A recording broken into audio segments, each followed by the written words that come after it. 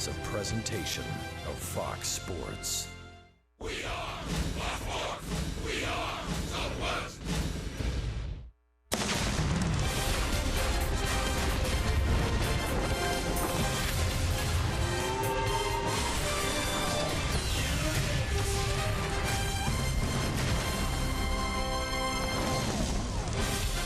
Texas Rangers baseball is presented by high-speed internet from AT&T.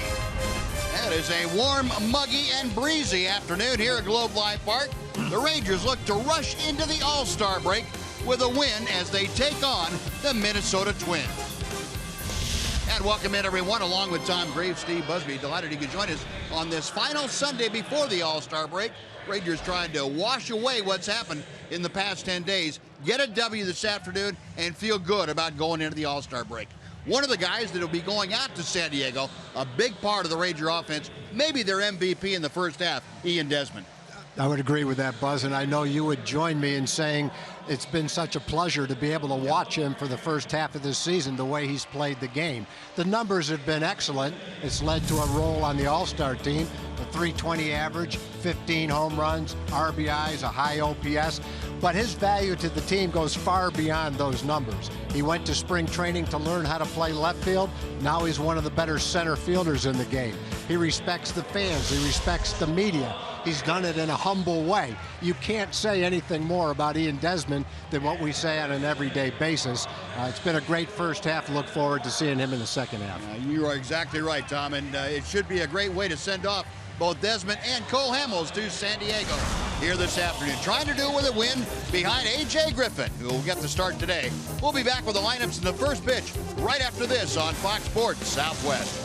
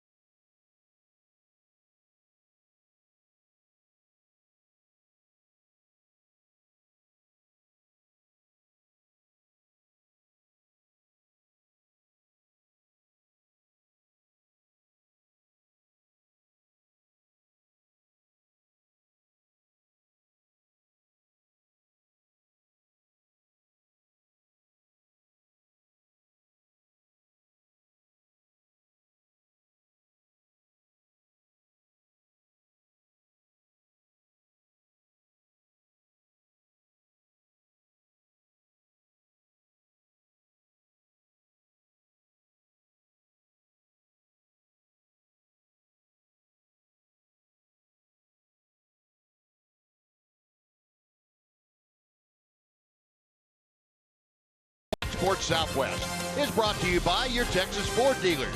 Visit your local Texas Ford dealer today during the Ford Freedom Sales Event and see why Ford is the best in Texas. By AT&T High-Speed Internet.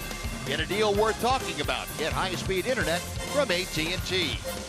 And by Southwest Airlines. Transparency, low fares, nothing to hide. A nice Sunday afternoon crowd on hand to watch the Rangers and the Twins wrap up this unofficial first half of the season. A warm and breezy afternoon. Before we get things underway, let's sit down and check in with Emily Jones. Well, Buzz, regardless of what happens here today, the Rangers with a very successful first half of the season as they head into the All-Star break with this one game to play. They're 19 games above 500. 54 wins under their belt. However, just 5-8 in their last 13 games, which is why Adrian Beltre says they prepare to be much better in the second half. We expect to be better in the second half. You know, Prince, myself, and Mitch, you know, the rest of the guys that are supposed to be producing the way we normally do. And, you know, but I think that as a team, you know that you're going to go through stretch like this. And it's, you know, like you said, sometimes you guys panic for little things, but we know that we have a good team to come back and be ourselves. And hopefully a 4-day break from action, from guys getting beat up, avoid any further injuries, get some more guys healthy and back on the mend. This team can get back on the pace where it was in early to mid-June, and of course toward the end of May. Basically the entire first half of the season, with the exception of these last couple of weeks, guys. Yeah, thank you very much. Yeah, the Rangers very determined to do that. Still come in with the best record in the American League at 54-35. So the Rangers taking the field. Tom's going to tell you now about the Minnesota lineup that will face them this afternoon. A couple changes in the Twins lineup. Brian Dozier moves from cleanup to leadoff. He'll play second base. Joe Mauer bats second. He'll DH today. Miguel Sano is at third base. Kenneth Vargas had a couple of pretty good games. He's going to bat cleanup today. Max Kepler stays in the fifth spot. He's playing right field. Robbie Grossman with a .416 on base percentage will bat sixth. Eddie Rosario will play center field. Kurt Suzuki bats eighth and he'll catch. Batting ninth is the shortstop, Eduardo Escobar. And that lineup put together by Paul Molitor will face A.J. Griffin. A.J., the 28-year-old right-hander from San Diego, making his fourth start since coming back from the disabled list and that right shoulder stiffness. Ninth start in the books. This is number 10 overall. 3-0 with an ERA of just north of 3. League hitting just .213 against AJ, and this will be his second, make that third career start against the Minnesota Twins. He is perfect against the Twins in the past at 2-0, but he has not faced them since 2013 as a member of the Oakland A's. And while we have a second here before AJ delivers the first pitch, we'll show you the Ranger defense, and it's delivered to you by the Texas Department of Transportation. Ryan Rua, the start in left. He's joined by Ian Desmond in center. Shin-Soo Choo is in right. Prince Fielder, the start at first base today. Odor and Andrews up the middle. Jurickson and Profar giving Adrian Beltre a partial day off at third, and Bobby Wilson is behind the plate catching for A.J. Griffin. So the Rangers still with that 6.5 game lead coming into play here this afternoon. They'd love to increase it by one if they can get the W here this afternoon and have Oakland knock off the Houston Astros. First pitch of the ball game to Brian Dozier is high for ball one. We are underway at 8 minutes past 2 on a 91-degree afternoon. And Dozier swinging on the next pitch, pops it up to right field. Shin-Soo Choo underneath it, makes the grab. That is out number one. Well, that's a good sign, Buzz. You get an out and do it in only 2 pitches. I know that's AJ's goal today. Yeah. Work quickly, be efficient. Yeah, he was a little frustrated, Tom. I know you and I both commented about it last time in Boston, and the 2 times before that he couldn't get deeper into the ball game. Not on a pitch count in Boston, but he threw so doggone many pitches in that one inning, his last inning, at 34 pitches, and just couldn't go any further. Yeah, and since he came back from the disabled list, he's had 3 starts. They've been against Boston twice and the Yankees. So he's facing 2 teams that always give you tough at-bats, always see a lot of pitches, and that hasn't been the easiest assignment. There's that big slow hook at 65 miles an hour into Mauer. It is 0-2. I don't know how you throw a pitch that slow and make it curve that fast. Yeah, you're right. As they say, it has good depth to it. Mauer gets another one, and he bangs it up the middle. Not hit sharply, but hit in the right spot. Oh, a 1-out single has Mauer aboard. I think AJ would have liked to have bounced that ball to Mauer. Yeah, exactly. Mauer might have taken it, but that's okay. That one was a strike, and on 0-2, I don't think AJ was trying to throw a strike. Now, maybe if it's the first one you throw to him, but after he just seen him the pitch before that, it probably would have done. He would have done better to keep it out of the strike zone. No, 1 on, 1 out. Miguel Sano, now the big power hitting third baseman, steps in. Sano with a .239 average. He's the team leader with 14 home runs. And a check swing foul makes it 0-1. Sano, 36 driven in. One of the young players that you would have to think the Twins are really counting on to develop in the next year or two into a solid baseball player. 0-2. AJ throwing a lot of strikes here early. Sano, a 5-game hitting streak coming into play today. He's gone 7 for 22 in those 5 games. And a couple of home runs. Against the Rangers in this series, he's gone 5 for 14 with a home run, and he has driven in 3. Paul Molitor, the Twins skipper, keeping an eye on things, and Molitor said very happy with the way the Twins have started playing the game of baseball in the last several weeks. Got off to a terrible start, but they have rounded into the Paul Molitor terms of competitive form very nicely. Rangers would certainly testify to that. Twins have won 4 out of the 6 games so far between the two teams, and that has been over the last 10 days. There's that big hook again, a little bit low. Big high foul ball, and up, look out. Oh, jeez. I don't think he would have moved if people didn't yell at him. 4. Dropped right out of the sky. Sano lost one into right center. Playable, Desmond and Chu. It's Shin-Soo Choo to make the call on the catch. 2 gone with Mauer heading back to first. And hear a lot of Chu chants going on out the lower home run porch. Umpiring crew today. Brian Knight calling the balls and strikes. Tony Randazzo, Adam Hamari, and Bill Miller, the crew chief, on the bases. Miller down third. So 2 outs. Genis Vargas, the switch hitting first baseman. Take strike 1. Vargas off to a 7 for 15 start. That's a .467 average. He has hit 2 home runs and driven in 3. 1-1. Vargas 5 out of 8 in this series. He's hit 4 doubles and a home run against the Rangers. Pretty good fastball. That looked like the cutter that AJ will feature into a left-handed hitter. There's that 4-game hitting streak that Vargas has coming in. 7 for 12, a .583 average. Waited nicely on that curveball, but fouled it straight back. Twins last place in the AL Central, making up a little bit of ground, but they're still 21 games back of the Cleveland Indians. They are 31 and 56.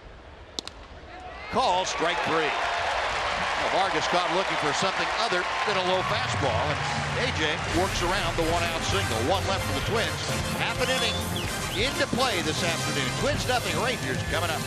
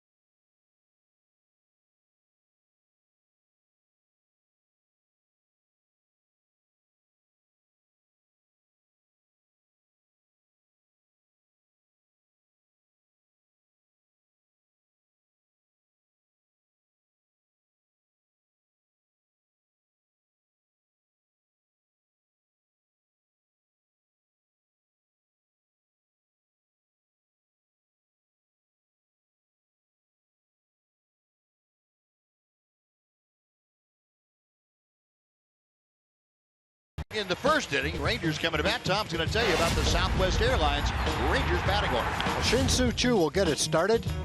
Ian Desmond will follow him in center field and bat second. Adrian Beltre will DH today. Half a day off for Adrian. Ryan Rua, so proficient against left-handed pitchers, he'll bat cleanup today. Prince Fielder is playing first base.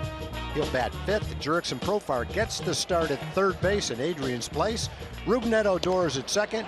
Elvis Andrus is the shortstop, and catching and batting ninth is Bobby Wilson. And that lineup facing the 29-year-old southpaw, Tommy Milone, a Southern California product. Milone working to Shin-Soo Choo and gets the breaking ball in. 0-2. An average fastball for Milone, average velocity-wise. He has fairly good command of it. Change-up, curveball, and an occasional cutter. Second time through the lineup. Key for Milone and for the Rangers. That is when Ranger hitters expect to have seen enough of Milone to have a pretty good idea what to expect. Ranger hitters will certainly try and make him throw strikes early in the count. Tommy has a little bit of difficulty from time to time getting ahead of hitters, but he got ahead of Choo and got the strikeout. One gone for Ian Desmond. Ian coming off another 3-hit game last night, his 11th of the year. Batting at .322. That on-base percentage continuing to climb. .375 as of today. 0-1. Desmond 15 home runs, 55 driven in. Milone to the 0-1 pitch. Tried to bunt and bunts it foul. Not a bad idea. Milone, a left-hander. Most left-handers would fall off toward the third baseline a little bit. Well, Ian with the idea of probably bunting it between the second baseman and the first baseman and see if he can beat that out. TXU Energy power player of the game. 3 hits last night, as we mentioned. 37 multi-hit games. That's second in the American League. 11 games with 3 or more hits. And is good for 4th. 1 ball and 2 strikes. Look at the Twins defense. Shortstop Escobar really shading into the hole. Tapper Milone, gonna be a tough play, but it doesn't stay fair. Had that stayed on the grass, it would have been an easy base hit, but it didn't, and we will come back and try it again.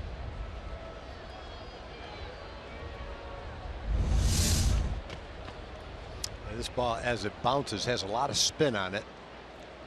And when it looks like it's going to be fair, but it's spinning pretty hard right now. And when it comes down, it pretty much goes straight left.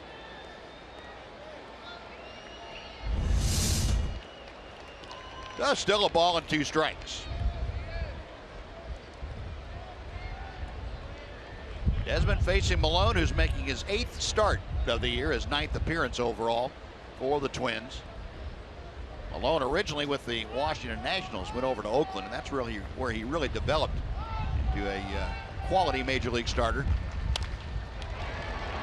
Sano has that ball go right off the end of his glove into shallow left. You kind of see that coming. Yeah. Kind of waded back and let the hop play him. Sano, for a big guy, has actually looked pretty agile and has played well at third base in the several games he's played there against the Rangers. A little bit overmatched by that hop. So Desmond aboard. Sano playing that side saddle and fell off the horse. Going to go down as an error on the third baseman. 1 on, 1 out. Adrian Beltre handling the DH chores today. Beltre has found this matchup with Tommy Milone very favorable, to say the least. Look at those numbers. .474. 9 for 19 against Milone with 2 home runs.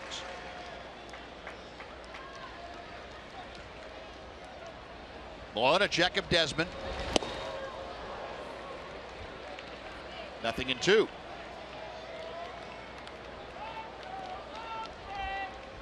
Adrian for the season now a .280 average. This is second start as the DH this year. Jeff Bannister giving him a partial day off, if you will. Jurickson Profar the start at third. A very warm and muggy afternoon here in Arlington. Kind of a milky haze overhead. A few white puffy clouds drifting by, but folks attired so they can battle the elements.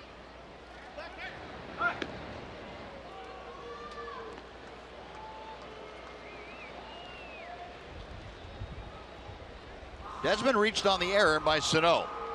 Beltre down on the count, a ball and 2 strikes. Rangers trying to get on the board early here against Tommy Malone and the Twins.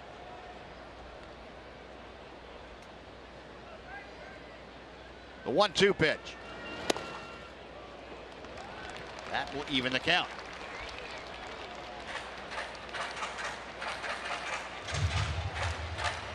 Beltre 3 out of 10 in the first 3 games of this series.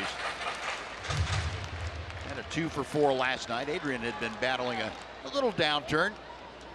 And he snapped an 0 for 9 drought here on Friday night. He's gone 3 for his last 7 since.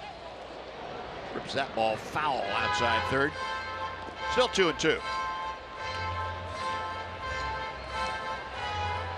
Adrian, you remember, was on the not on the disabled list. He was unable to play for a 7-day span back in early June. That was when Jurickson Profar got all of his starts at third base. Since coming back into the lineup on the 15th of June, Beltre has hit .303.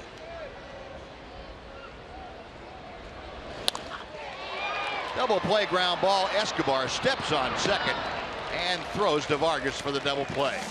Well, the Rangers can't do anything with the air. Nobody left in the first.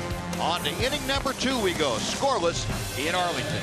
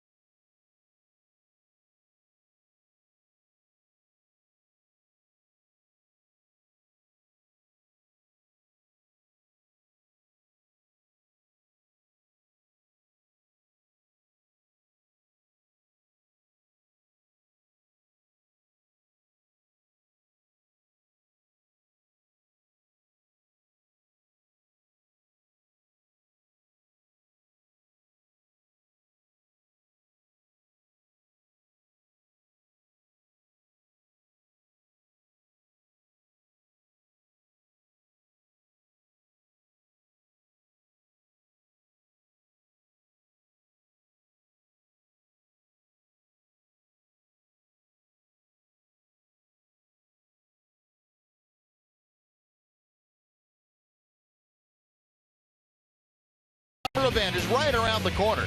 Don't miss baseball's biggest stars at the 87th All-Star Game presented by MasterCard. That's coming up on July 12th, and it's only on Fox. Coverage begins at 6:30 p.m. Central. A.J. Griffin going to work here in the second inning. Max Kepler, the first Twin to face A.J. Kepler takes ball 1. Max a .239 average. The swing and a miss evens the count. One thing that's very noticeable early in the game is how quickly AJ is working. Not taking much time between pitches, getting the ball and throwing it. Yeah, I think that's the alternative view on how to work on a hot day. Yeah. Some guys say, well, slow down, conserve your energy. Other guys say, hey, the faster I work, the sooner I'll be out of it. Yep. Out of the heat. I know his teammates in the field appreciate that. 2 balls and 2 strikes. And 20 pitches into the game, he's done an excellent job of mixing up his pitches. Fastballs, slow curveballs, cutters. Slow curveball, wave and a miss by Kepler. Back-to-back strikeouts, one gone here in the second. Robbie Grossman coming up. We're going to say hello to Jim Knox. All right, appreciate it, Buzz. Hey, great crew here this afternoon. Checking out the Rangers. We've got a small group in from Clifton outside of Waco. What's this, a work reunion? Work reunion, good old Witcher Hospital. All right, good to have you here. Also in from Korea. Who's your favorite Ranger player? Shin-Soo Choo. You bet. And also Sergeant Major Camacho retired recently, and you just recently got married. Life can't be any better, can it, Sergeant? No, it can't, especially at the Texas Ranger game. There you go. Good to have you here. Thanks for everything you do. Enjoy the game, guys. Appreciate it. Thank you. Buzz. Nice going, Noxie. Now, Robbie Grossman picked on a pitch that stayed up, and he bangs it into right field for a one-out single. Yeah, both base hits have been high off-speed pitches. Mauer had a curveball, so like a high changeup. Grossman talked about him in this series with the Twins. He's a tough out. Very disciplined hitter. Takes walks, hitting for solid average as well. No, 1 on, 1 out. Here's the number 7 hitter, Eddie Rosario. Rosario getting the start in center field today. Danny Santana was out there last night. In case you weren't with us, Byron Buxton, the fine young center field prospect for the Twins, hurt himself the first game of this series. Ran into the wall in right center field. It was on Friday night. Second game of the series. Buxton okay, just a little sore. Had apparently a bone bruise is what it turned out to be on his right knee, and being very cautious with him with the All-Star break coming up. Give him plenty of time to get that back to 100%. 1 ball and 1 strike to Rosario. Rosario, of course, had the big night last night. Went 4 for 5. Thumped a home run, his 4th of the year. Came up a triple shy of the cycle. Takes that for a strike.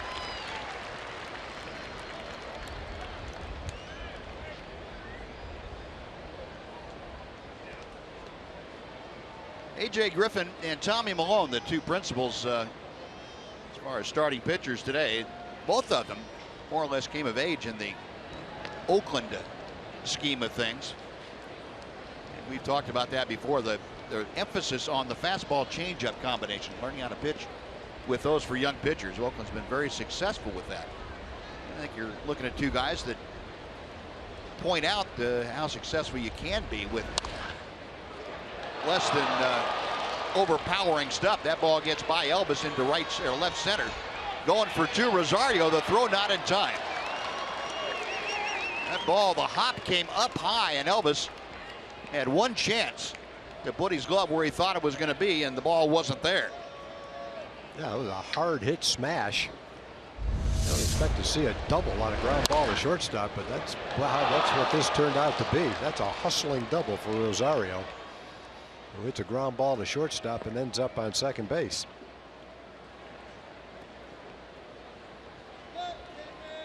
That's a tough hop. That ball looks easy when it's in slow motion, but that ball was hit hard. No, the 3rd hit of the afternoon. Rosario credited with a double. Runners at 2nd and 3rd. Kurt Suzuki will bat, and the Rangers will play the infield. Now, not all the way in, but they are sneaking in, at least on the right side of the diamond. Odor and Fielder coming in. And now Jeff Bannister is going to say he wants to have the umpires take a look at that.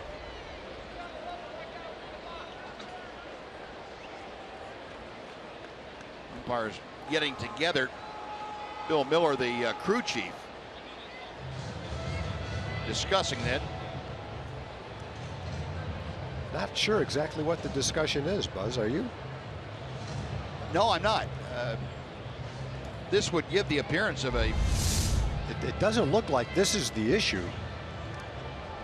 Unless he came off the bag. No, I don't think they'd huddle like that if that was the issue. Paul Molitor now getting an explanation for Bill Miller. I've heard him say in the box a couple times, but I don't know what that means. Well, I think that was, they were talking about the timeliness of the challenge. I think when you have to challenge it before the batter gets in the box. The next batter. Okay. And apparently that has been overruled. So on that last replay, you saw Rosario popping up, and that back foot might have come off the bag. The other foot was not in contact. It definitely looked like he did. Yeah. And Bobby Jones and Adam Brenner upstairs, who watch the video replays, especially for things like that, on an apparently innocuous play, but they suggested they might want to take another look at that one. It definitely looked like his foot came off the base right there. Yeah, and that left foot at the same time not in contact with the bag. No, didn't look like it. And this angle will show you exactly what we're talking about. Left foot is off the bag, right foot comes up. The tag continued to be applied by Rougned Odor. Yeah, that looks like a good challenge. So we'll send it back to the replay command center in New York, and they will take a look at those two views that we had, plus whatever else would be pertinent to making that call. Call on the field is safe at second. They will need clear and convincing evidence to overturn it. And is this clear and convincing evidence? It is to me. It certainly would appear that both feet are off the bag at the same time while the tag is being applied. And that would be, by definition, an out. And they're taking a long look at it, and understandably so. This could be a big play early in this ball game. If that is overturned, it would be 2 outs with Grossman at third base. If not, 1 out, runners at second and third. It's a scoreless ball game in the top of the second.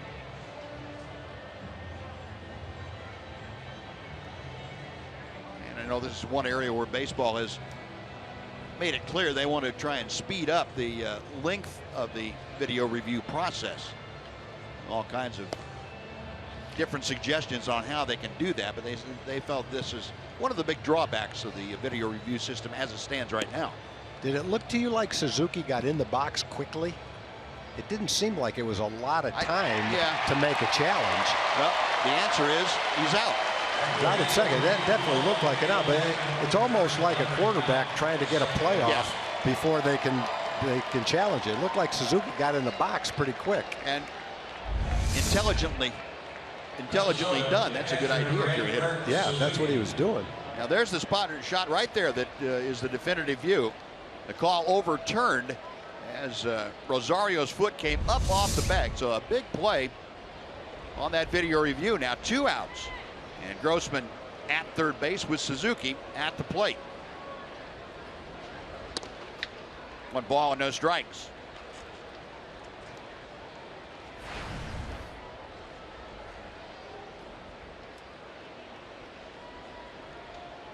Suzuki at .286 average. He has 5 home runs and those 30 driven in. Taking a strike. It is 1-1. A.J. Griffin trying to use the overturned call to his benefit. Get out of this inning with no damage done. 1 ball, 2 strikes.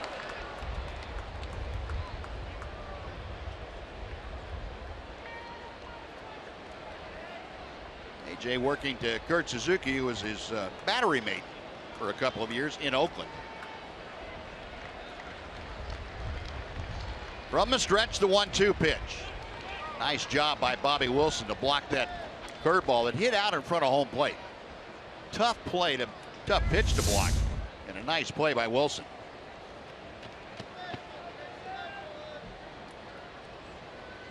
Try to get down on your knees and become as big as possible. Get your body to swell up behind the plate. Block that thing.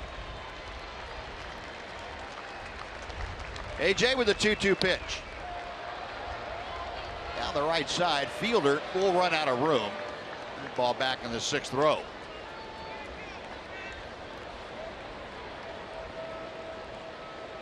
A sun-drenched crowd here this afternoon.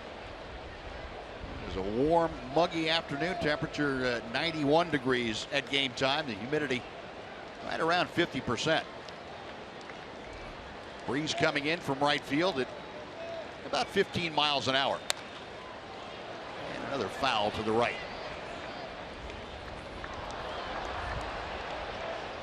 The series with the Twins has been a big draw. Rangers, a couple of 40,000 plus crowds, had 37,000 last night. This crowd on a Sunday afternoon looks to be in the low 30s, low to mid 30s maybe.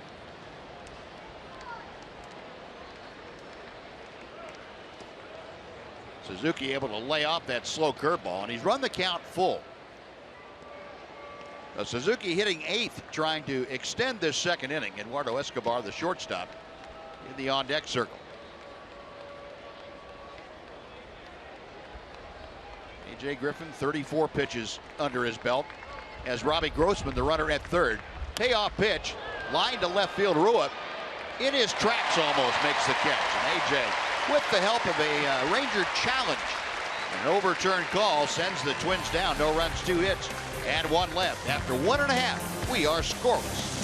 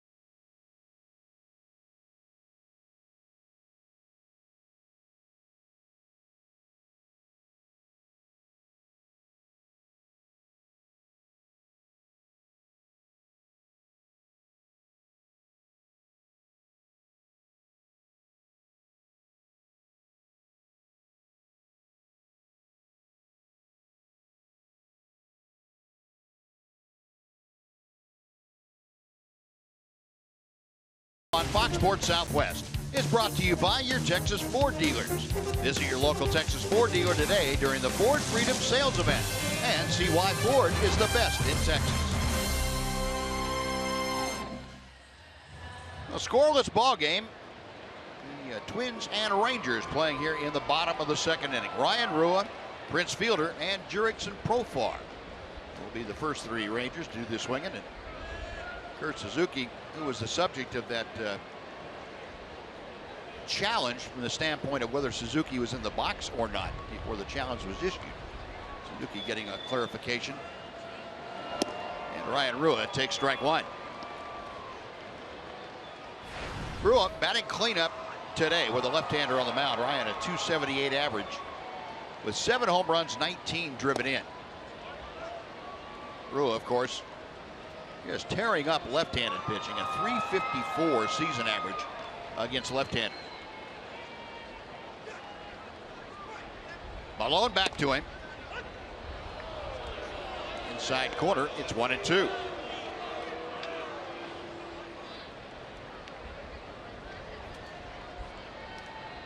There's the breakdown, left-hander and right-hander. 120-point difference, and pretty good changeup by Malone, who registers his second strikeout. 1 away for Prince Fielder. Folks, today's game is on AFN, the Armed Forces Network, broadcasting to the U.S. Armed Forces serving around the world on land and on ships at sea. I'd like to welcome all of you and thank you so much for your service.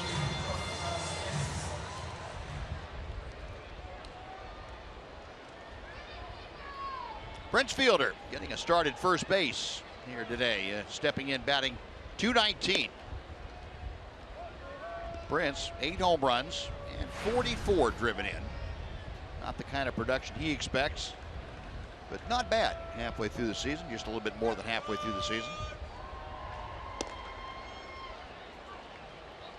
2-0. We go to the numbers against Malone. 5 for 15.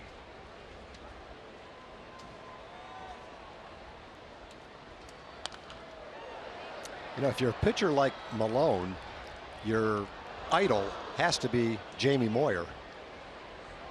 Same type of build, maybe a little bit bigger than Jamie Moyer, a little more on his fastball than Jamie Moyer, but you know, if you watch Jamie Moyer pitch way into his 40s, he pretty much did it with an 84-mile-an-hour fastball and a really good changeup. Malone has a better fastball than that. Not saying he's perfected his changeup like Jamie Moyer, but when Jamie Moyer was 30 years old, 31 years old, he hadn't become Jamie Moyer yet. Right. Fielder lost the ball to left. Robbie Grossman out there. 2 out. So as you look at your future as a left-hand pitcher like Malone, you have to say to yourself, if I can take perfect care of myself, stay in shape, and just keep making my changeup better and better, utilize my slow curveball occasionally, then why can't I approach what Jamie Moyer did late into my 30s? Yeah. That should be something that he has as a goal, because that's the kind of pitcher he is. He's probably a little bit more successful in his 20s than Jamie Moyer was. 2 out. Here's Profar. I remember when you guys got Moyer from the Cubs, and he came in, I think it was the first game, maybe the second game, punched out 13 or 14 or something. Yeah, like against that. Toronto. Was against Toronto? Yeah. And really threw the ball. I thought he threw at right around 90, maybe 91 at that time. Does that sound right? I don't remember if he did way back then or not. He might have. It seemed like he touched 90, but that's, you're talking about kind of the same thing that Malone does, maybe a tick higher for Moyer at that time. But he'd had that command of the breaking ball. I'm not sure the changeup was nearly as good as it became. Yeah, probably not. And Profar takes a walk. Well, Malone issues his first free pass of the afternoon. Jurickson on, and Rougned Odor coming up. Yeah, I remember the feeling too, that right after that trade was made and Moyer came in and said, hey, we got ourselves an ace here. Now, it didn't quite turn into an ace, but it was pretty good. It looked like that was going to be one of the big benefits of that trade at the time. Obviously, Palmeiro was the key guy in that trade, but if Jamie Moyer had become Jamie Moyer a little bit earlier in his career, that would have been a nice bonus. But we traded Paul Kilgus in the same trade. They're similar kinds of pitchers. And Odor jumping at an off-speed pitch, pops it up. Escobar, the shortstop. And that'll do it for the Rangers. 2-out walk. Profar left stranded. After 2, Rangers nothing, Twins nothing on Fox Sports Southwest.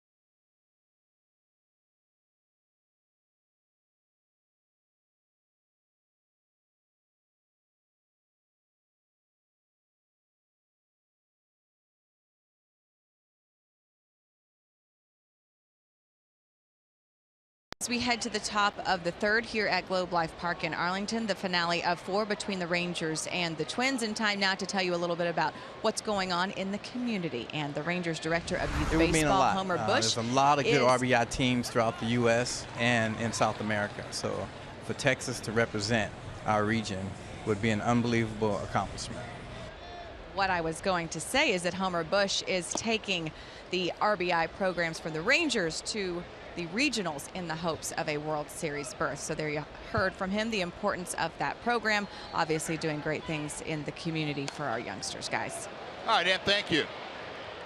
A line drive to left off the bat of Eduardo Escobar, a 1-1 pitch, and Ryan Rua hauls it in. That is out number 1 here in the third. And that'll take the Twins back to the top of the order for Brian Dozier.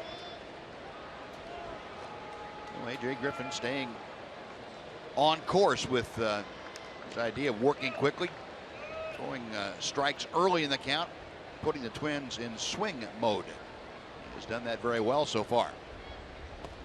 Dozier takes the first pitch low for ball 1. Brian Dozier popped out to shallow right field.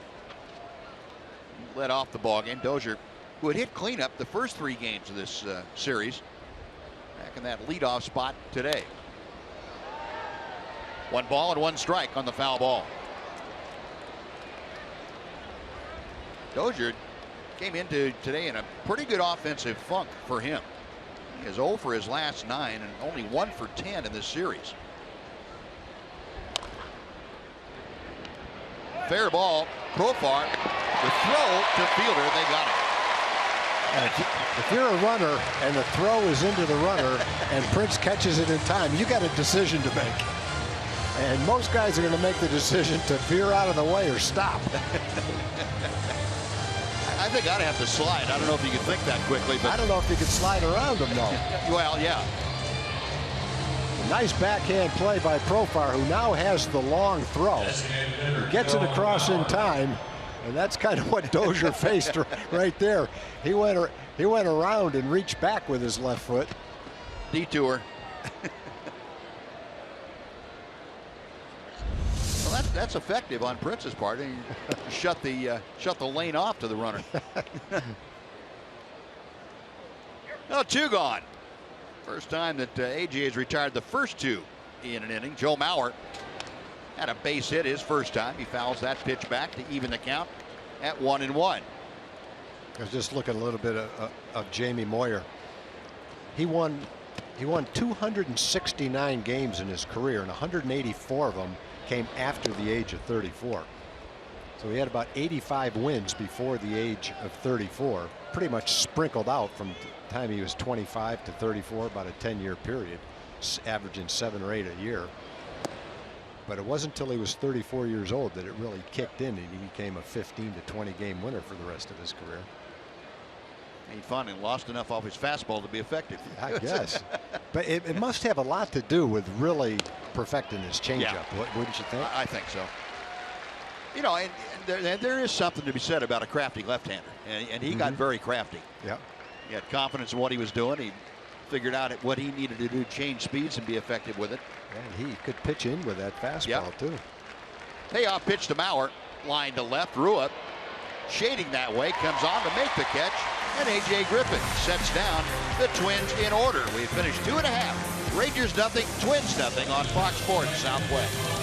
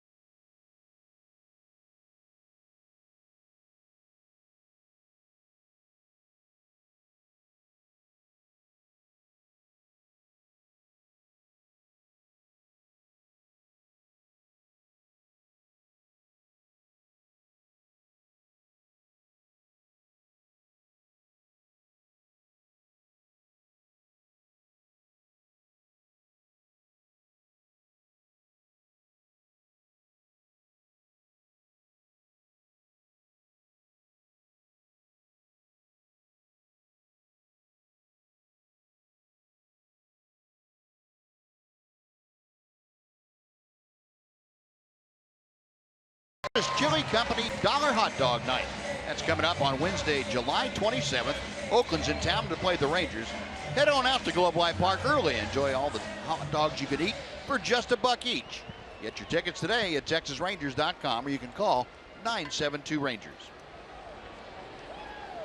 Elvis Andrus leading things off here in the bottom of the third inning. Scoreless ball game. Rangers still looking for their first base hit. It'll be Elvis and then Bobby Wilson. Then back to the top of the order for Shin-Soo Choo. Elvis showing bunt. That had Sano coming down the line from third. 293 the average for Elvis right now. He's got a 3-game hitting streak in this series. Pops that pitch foul. Suzuki coming back with room and makes the catch. Threw him a changeup, and Elvis took a slow motion swing at it. Now 1 out. Bobby Wilson coming up before he steps in. Let's send it over to Aaron Hardigan for a Chevy game break. Number 6, Bobby Wilson.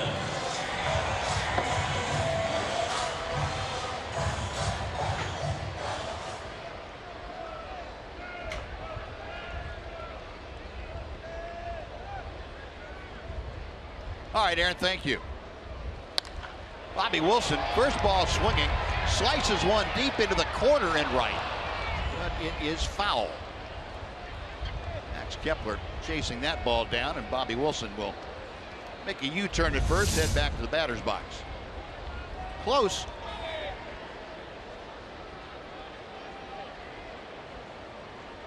Couple feet outside the line. 0-1 to Bobby Wilson. Bobby, a 241 average in a Ranger uniform, 231 overall. All 3 of his home runs and 18 of his 20 RBI.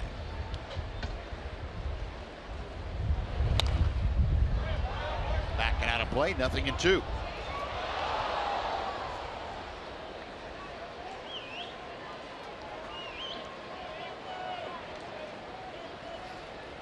Bobby's been having a little bit of a downtime offensively.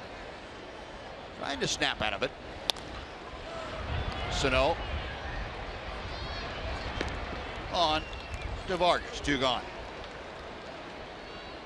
Right fielder, Shin-Soo Choo. Joe Malone has gone through the first 9 Ranger hitters. And he has not allowed a base hit. He's allowed a walk, and he and Desmond reached on an error. He'll face Shin-Soo Choo for the second time. This is where the Rangers feel like they have an advantage against Malone. They've seen what he's featuring today. Feel like the second time through the order, they should have a pretty good idea of what Tommy Malone has got working for him. Choo only saw 3 pitches the first at bat. He went down swinging. 267 the average for the Ranger right fielder.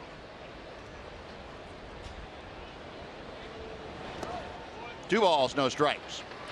Well, I'd like to do a shout out for a nice friend of the Rangers. Lee Powell has been following Ranger baseball for a long time. See him at a lot of Ranger functions. He just refereed his 10,000th volleyball match, if you can believe that. Holy cow. At the AU National Volleyball Tournament in Orlando, Florida, he refereed his 10,000th match, his 48th year of refereeing volleyball, but he's also refereed 2,000 basketball games, 1,500 softball games, and coached 55 different teams to state playoffs in 14 sports. So Lee, congratulations on a wonderful career. Thanks for your support of Ranger baseball. It's great to see you out at the ballpark. Lee's going through a little bit of a health issue right now, so we're all behind you on that too.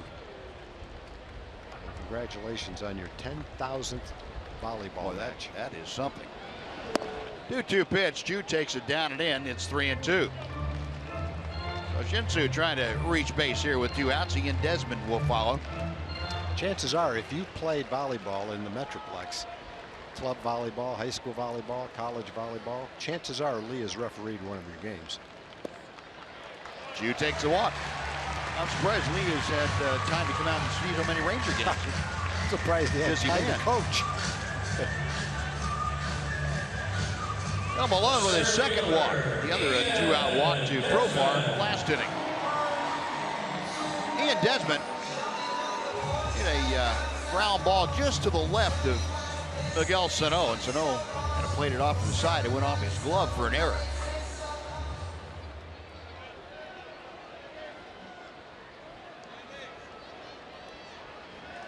Ian stepping in, 1 on, 2 out.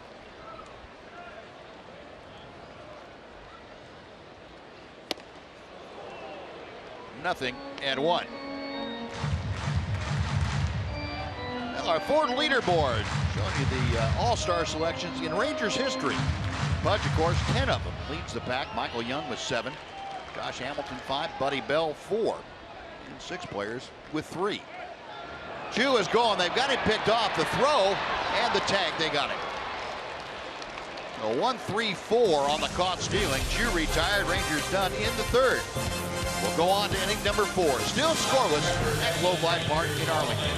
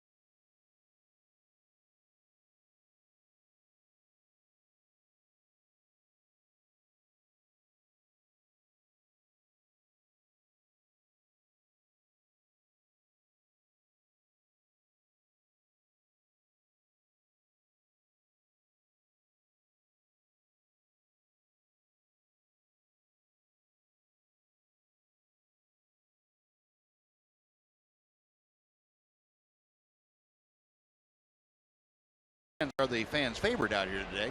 Cool bottle of water also comes in handy. Scoreless ball game as we go to the top of the 4th inning. Our Kubota Power Stats talking about A.J. Griffin today. At .213 opponent's average, that's the lowest among Rangers starters with at least 100 batters faced. A.J. Had it not been for the time he had to spend out of the rotation, probably rack up some even more impressive numbers. He has been solid. Miguel Sano waving at the off-speed pitch. That evens the count to him. A ball and a strike. Sano, a fly ball to right, back in the 1st inning. Yeah, Buzz, we talk so much about radar gun speeds and the proliferation of guys throwing 95 miles an hour in baseball. It's kind of fun to watch Malone and AJ in this ball game. Neither one of them come close to that kind of velocity, but they both really know how to pitch. Each of them has the capability of throwing a pitch that wouldn't get a speeding ticket out on I-30.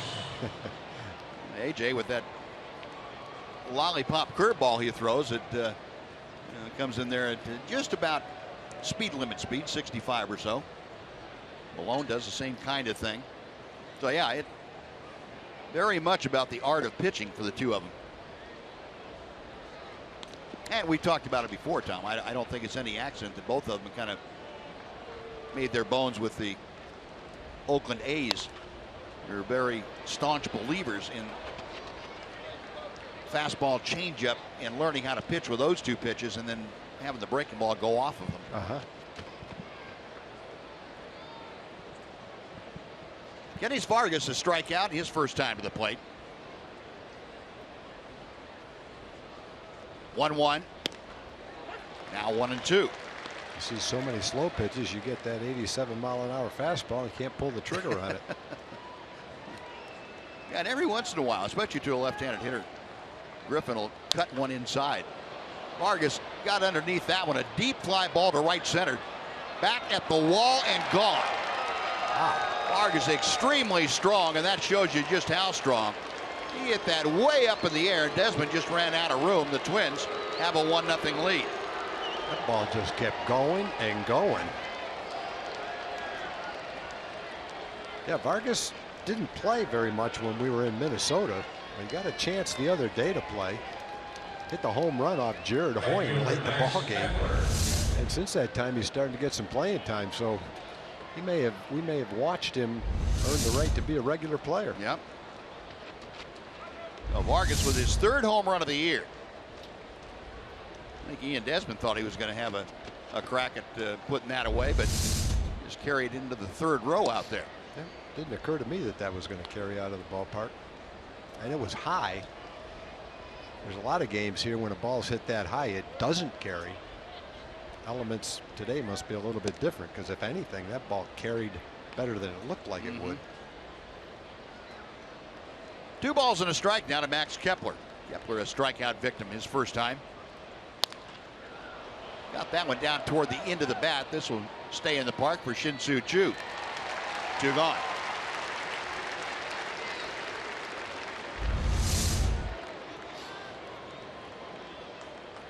On that home run, Ian Desmond looked like 3 or 4 times he thought, okay, I'm in the right spot. Now I got to go back a couple more steps.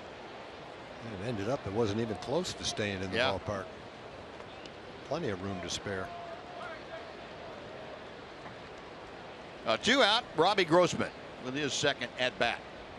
Grossman singled to right, got as far as 3rd base in the 2nd. He hammers one, but foul down the right side.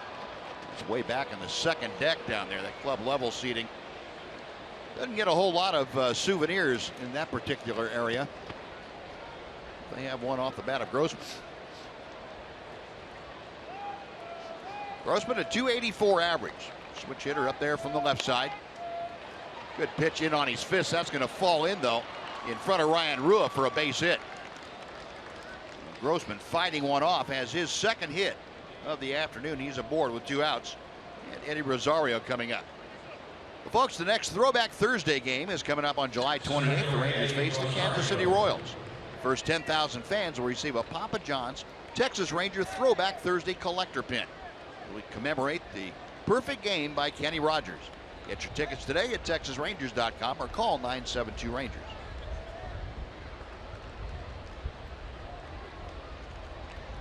Rosario hit the smash to shortstop that got over Elvis's glove, turned into a double. And then Rosario on the video challenge by Jeff Bannister was ruled out at 2nd base for coming off the bag. Takes the first pitch outside for ball 1.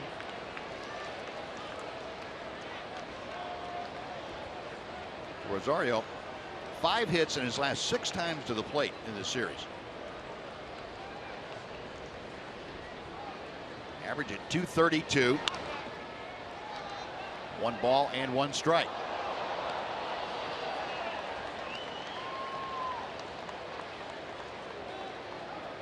Another ball into a broadcast booth out here. In the booth and popped right out. Should be where Delano and Jose Guzman are down there.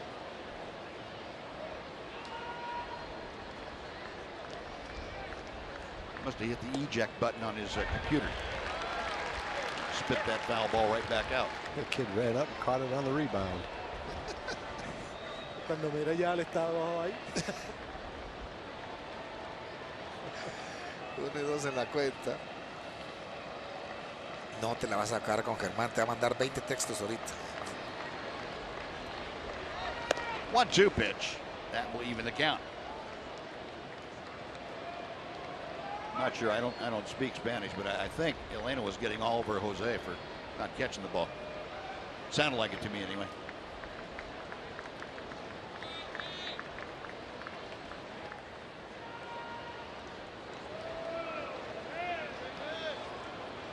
AJ Griffin with 64 pitches through the first 3 2/3. Rangers trailing 1-0 on the home run by Kenys Vargas. Still 2-2.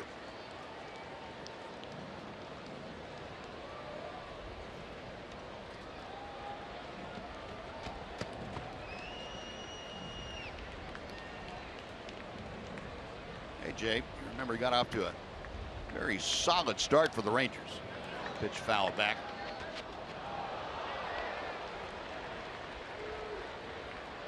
Perfect 3-0 to begin things.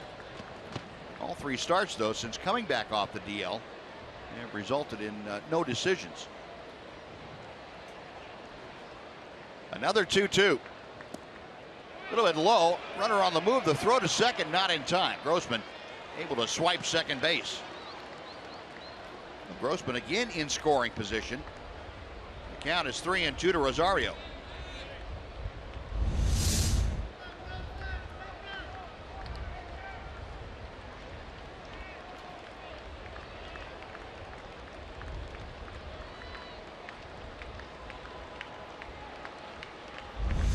Griffin okays the sign, a check of second. Payoff pitch is popped up. Elvis drifting out, shallow center, puts it away, that'll do it. Kenny Spargus, though, gets the Twins on the board. His third home run of the season. A solo blast. They strand one after 3.5. 1-0 Minnesota.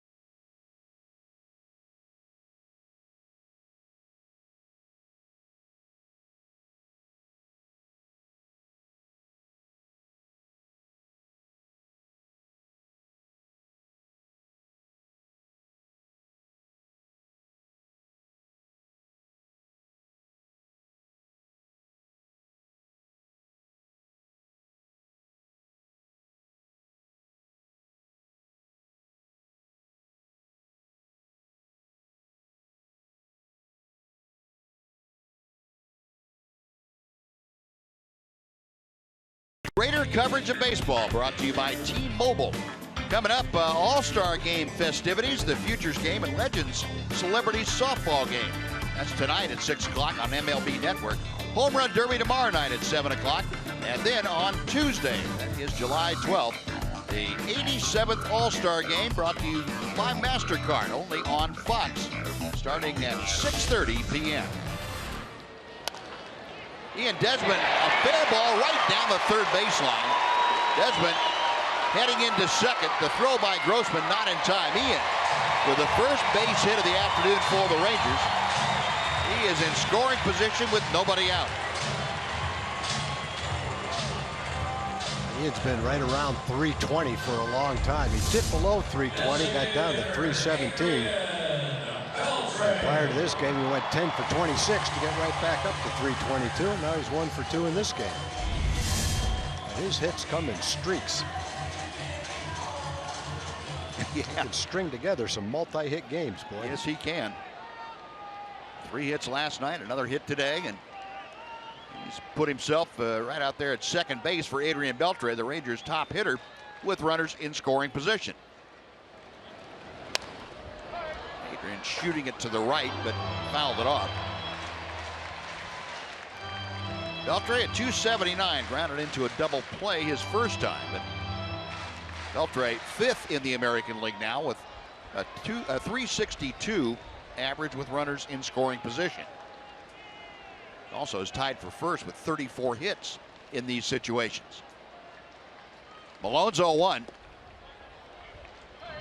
1 ball and 1 strike. the leaderboard with runners in scoring position. Junel Escobar at 409 leads the way. Coco Crisp, Elvis Andrus at 380. Jose Ramirez and then Adrian Beltre.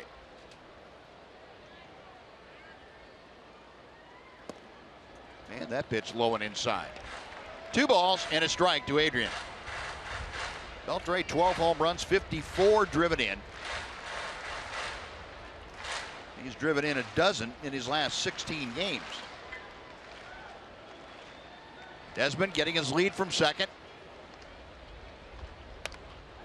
And again, Beltre trying to go the other way. Shoots it into the club level.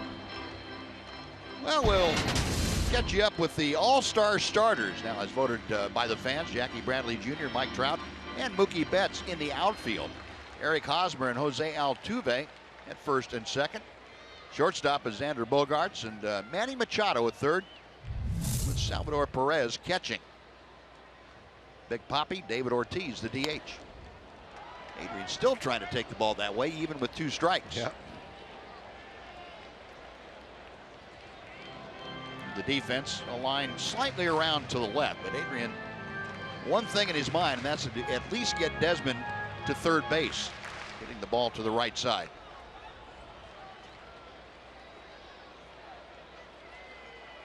Malone again set.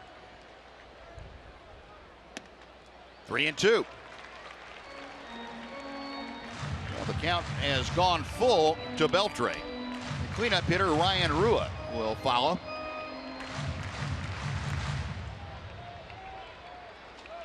Breeze continuing to drift in from right field toward home plate. Desmond stepping off his lead. Got him swinging. Malone pulling the string. Beltre couldn't make contact. That is out number 1. Third strikeout from Malone. Little cut fastball that, or short slider, whichever you want to call it. Got a pretty good spot on the 3-2 pitch. Paul Molitor checking the scouting reports for where the Twins should defense Ryan Rua. Rua struck out leading off the second.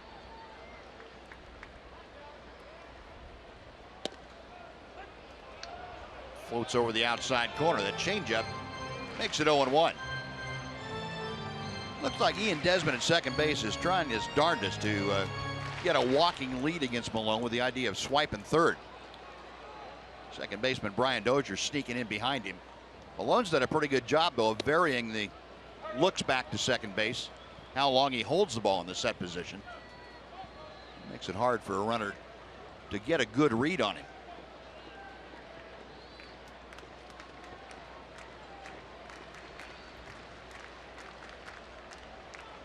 Rua, 277 average. 1 ball, 2 strikes. Not a lot of good swings at Tommy Malone so far in this game.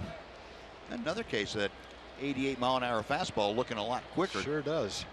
Sure does. There have been a lot of swings and misses today.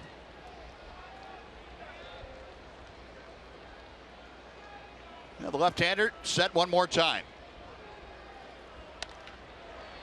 Got a good pitch in on the fist of Rua. Sano throws him out. Desmond staying at second. They're now 2 gone.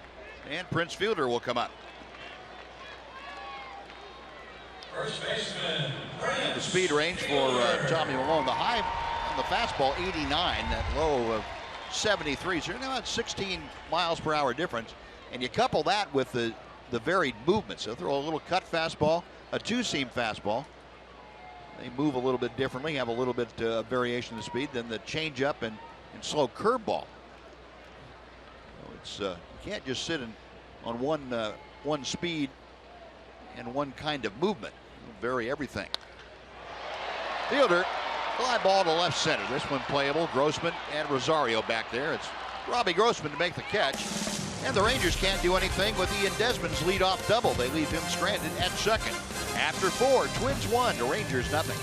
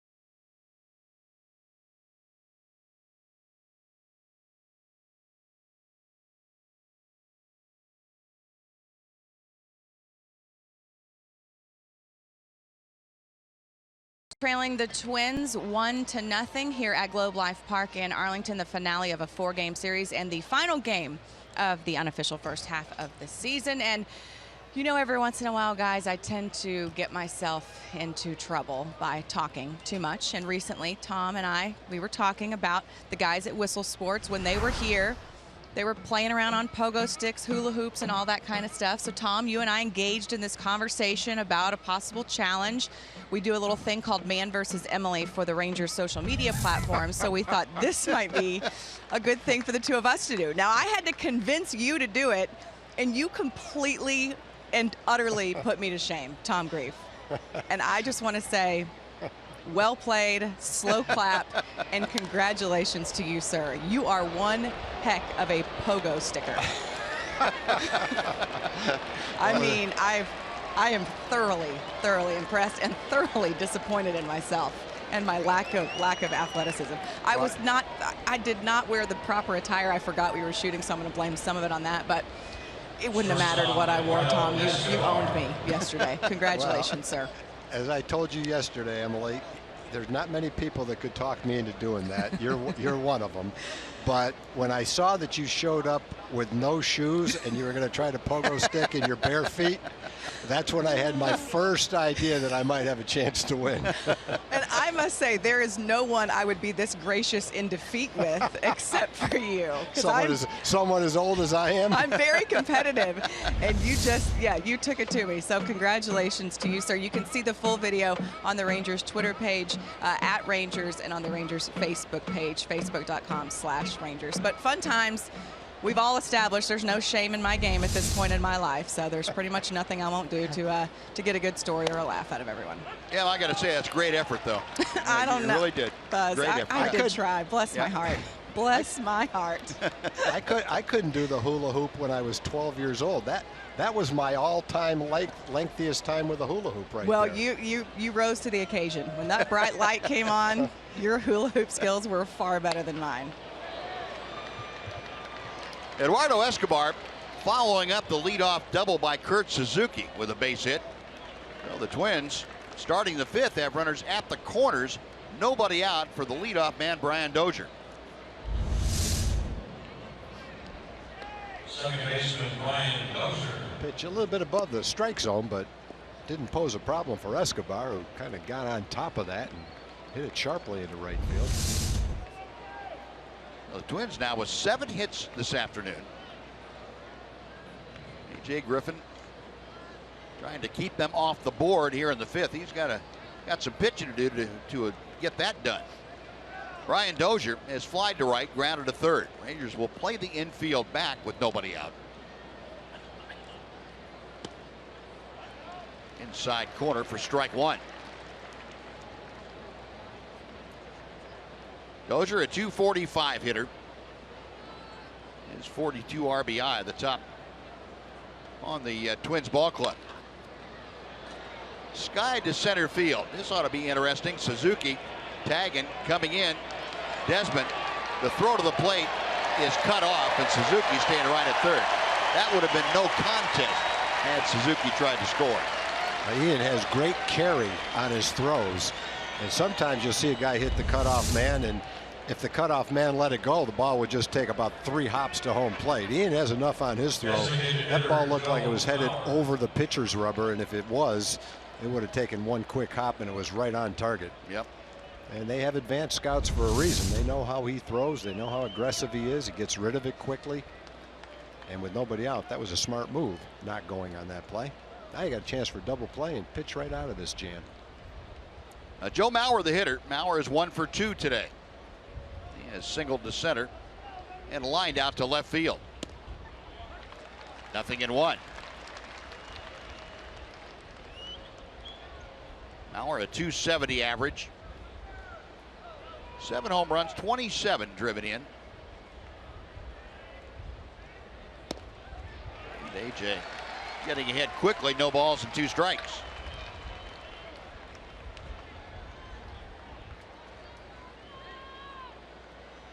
In his career, Joe Mauer has been a .329 hitter with runners in scoring position.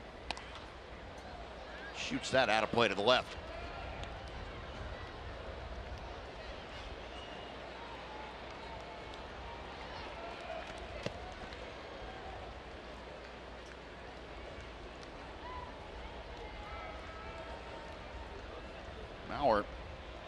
has had as many as 96 RBI in a season. Fouled away. That was back in 2009 when he hit a career high 28 home runs. And we were talking with Dick Bremer, the TV voice of the Minnesota Twins before the ball game, talking about Joe Mauer and how the move from the Metrodome to Target Field has made him a completely different kind of hitter, or I should say has made the results different. He singles to left field here. That drives home Suzuki. Mauer with the RBI hit. The Twins take a 2-0 lead. That's one thing he can still do, is drive the ball the other way with authority. Third baseman Miguel Sano. Not a bad pitch, tailing down and away. But Mauer's hit a lot of line drives to left field in his career. So 2-0 Twins. Runners at first and second. Still just one out. Miguel Sano. Couple of fly balls for Sano today. One to right, one to center.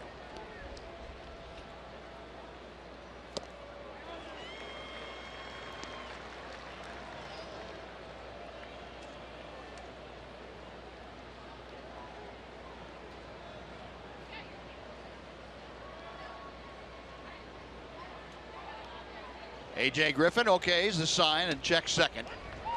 It's that little cutter to the front door for strike two.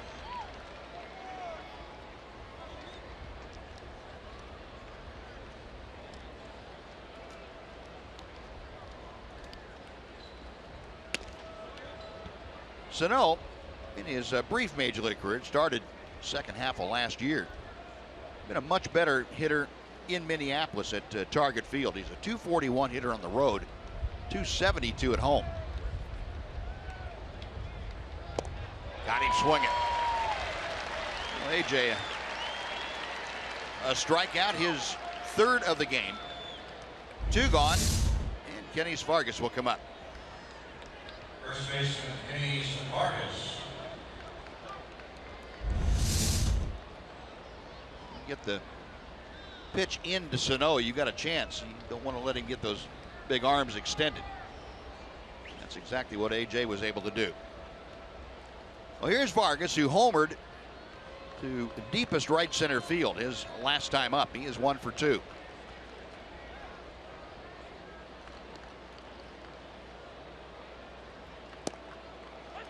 Nothing in 1. Well, Vargas in this series, 2 home runs. He has gone 6 for 10. 2 home runs, 4 doubles. Just a little bit wide.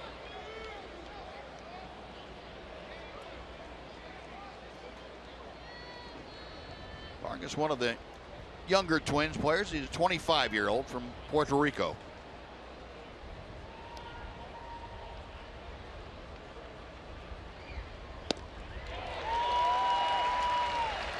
One ball, 2 strikes.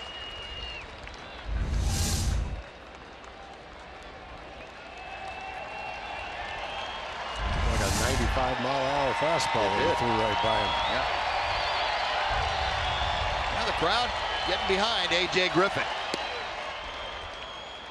2-2.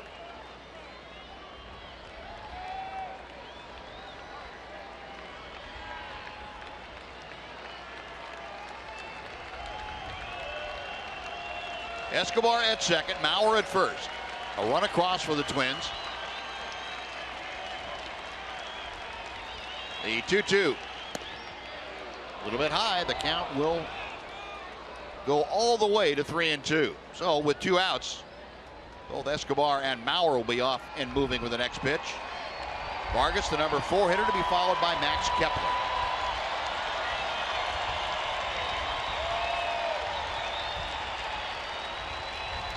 Griffin, a long look in. Now he sets. Payoff pitch. Bases are loaded. Vargas able to check his swing on that pitch down and away. For Griffin, his first walk of the afternoon. That's going to elicit a visit from Doug Brocail. Yeah, since AJ came back from the disabled list, He's had 3 starts, 91 pitches, 88, and 96. And he's at 90 pitches right now, trying to get out of the 5th inning. One thing about today's game, the bullpen availability doesn't really come into play as much with 4 days off coming up. And a lot of the guys fairly well rested, the late inning guys. So Jeff Bannister doesn't have to really worry about tomorrow for the bullpen, because the next ball game is down the road to the point where it doesn't really matter how much they pitch today. Clean shaven Doug Brocail back to the bench. No, bases full. Max Kepler, a strikeout, a fly ball to right. 0 for 2. 236 average. Missed outside. AJ falling behind. 1 ball, no strikes.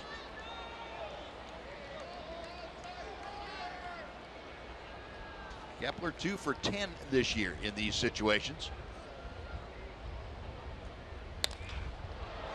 Fly ball pretty well hit right center field. Chu is going back. That ball is carrying, and it is gone. A grand slam for Max Kepler. It's a 6-0 Minnesota lead, and it would figure who else but Max Kepler against the Rangers this year as his 4th home run. This one a grand salami. I guess if there's been one pitch that's hurt AJ today, it's been a high off-speed pitch. That looked like a high changeup. Kind of right in Kepler's wheelhouse. You can be fooled to a certain extent on a high changeup and still have a pretty good chance to hit it. I don't think he was fooled that much on that pitch. Right on it. That's a pitch AJ, I'm sure, would prefer to be much lower than that. You can see the grip with the fingers on the ball indicating a changeup. A little bit too high, maybe. And now Grossman lining one to center, but there is Ian Desmond to make the catch. The damage done, though. Max Kepler, a grand slam. The Twins put 5 on the board, and now as we go to the bottom of the 5th, lead it 6-0.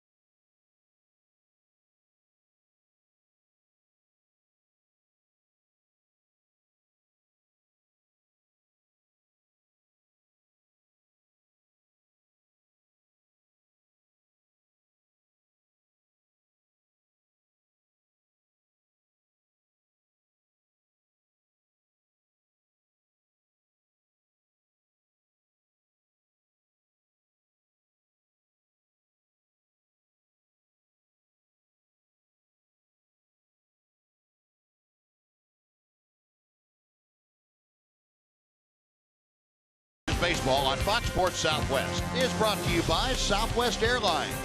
Transparency, low fares, nothing to hide. And by the all-new 3-row Mazda CX-9, meticulously crafted for driving because driving matters.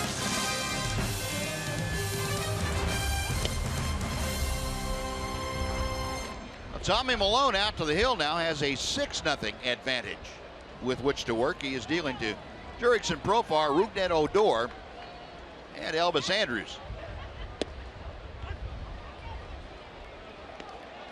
1 ball and 1 strike. Profar drew a walk back in the 2nd inning. 1 of 2 issued by Malone today.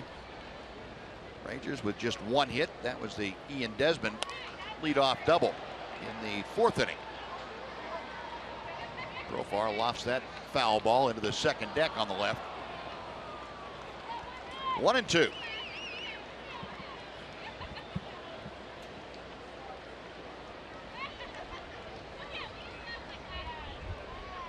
Malone's next pitch. Little excuse me check swing right back to him. 1 out. No, Profar out. Odor coming up. We're going to send it over to Aaron Hardigan first for a Chevy game break.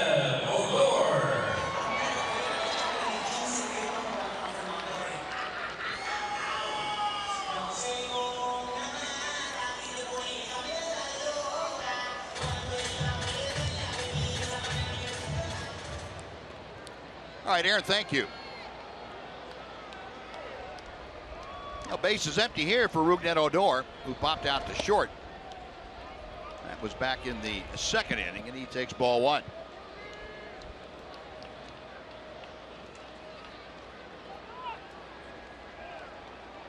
Odor has had at least 1 hit in each of his last 3 ball games.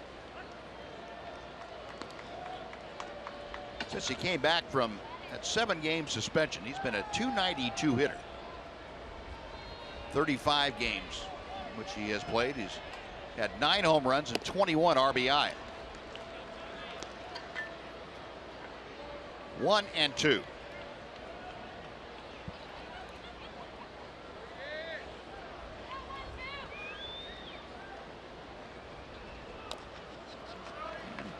Rougned fouls that ball off to stay alive. Now Malone, pretty dazzling work here this afternoon through the first 4 1/3. Yeah, there just haven't been a lot of good swings, a lot of good contact against him. His fastball's been located very well. Off-speed pitches have been very effective. That last pitch was one of the few that he's hung that the Ranger got to a little bit. Malone making his 10th career start against the Rangers. Came in 2-4 with a .462. And Odor bangs one into center, a base hit. So Odor aboard with 1 out for Elvis Andrus. Folks, Southwest Airlines and Dallas Love Field invite you to celebrate 45 years of love. Go to southwest.com/RangersLove and enter for your chance to be one of 10 fans who will win 45,000 Rapid Reward points.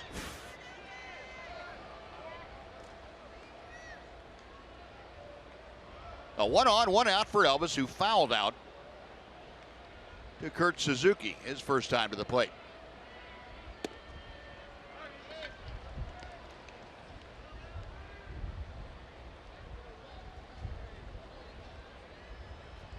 Elvis, one of the several Rangers that had had very good success against Malone in the past.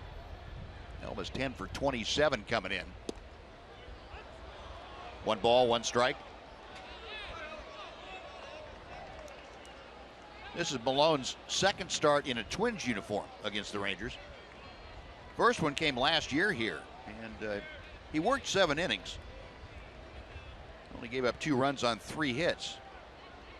Did not factor in that decision. To right center field. That is up the alley. It's headed to the wall.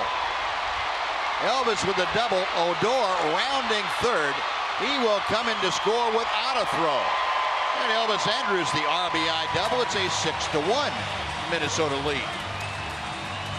Going into the All-Star break, Elvis is swinging the bat really well. Going to go into the All-Star break with career highs in home runs and RBIs.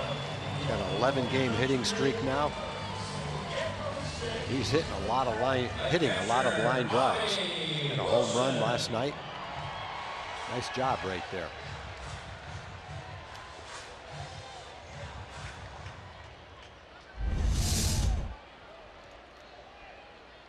So Elvis with the RBI, his 42nd of the year. He is out at second base. Bobby Wilson trying to pick him up. Takes ball 1.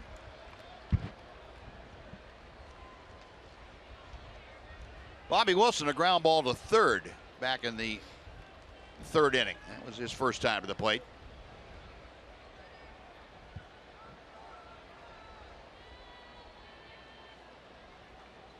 Malone, a couple of looks back at second.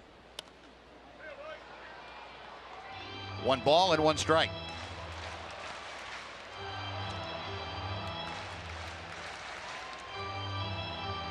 Talking about Elvis the other day about his RBI totals. He's now had 11 RBI in his last 16 ball games. Go back to the middle of June, almost a month ago. He's the team leader in RBI.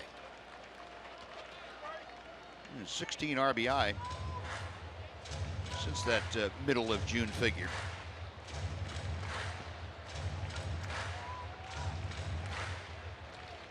Prince Fielder, he and Desmond, as you would expect, talking hitting. Those guys know a little bit about it. Now Wilson asked for time. Malone taking just a little bit too long.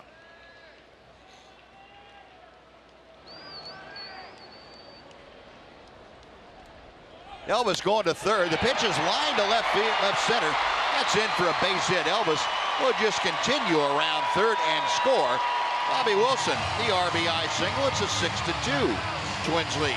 As soon as we said the Rangers weren't having a lot of good swings against Tommy Malone, things changed dramatically as Rougned, Elvis, and Bobby all hit hard shots.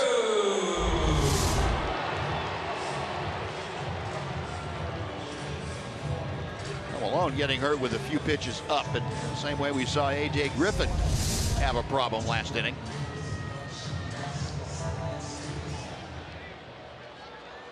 Neil Allen going out to have a chat with his left-hander as the bullpen starts to get busy for the Twins. Malone just short of his 70th pitch this afternoon. Working with 1 out here in the 5th inning, a couple of runs across. Rangers have had 3 consecutive hits. Gil Ramirez, former Ranger, loosening in that Twin bullpen. Well, now the top of the order. Wilson at first with 1 out. Shin-Soo Choo walked his last time up. He is 0 for 1.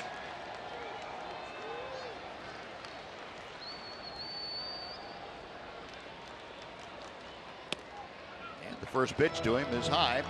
1 ball and no strikes. Now, Tom Malone's case, he's only had a couple of outings in his starts this year where he has gone past 5 innings. So this territory that he is not extremely familiar with. Went 6 innings his last time out against Oakland. Threw 95 pitches in that. The only other time he's gone past 5 innings was against the Angels back in April. Went 6 innings. Threw 81 pitches that day.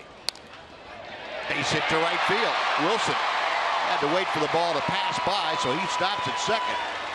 4 consecutive Ranger hits.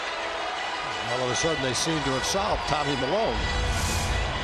Malone just cruising along after Profar tapped back to the mound harmlessly. Through 4 1/3, he'd only given up the 1 double to Desmond.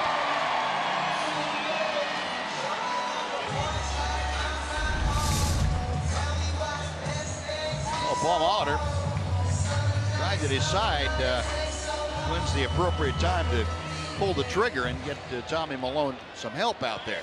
I'd say 1 more rope and his day might be over, especially if it goes about 400 feet.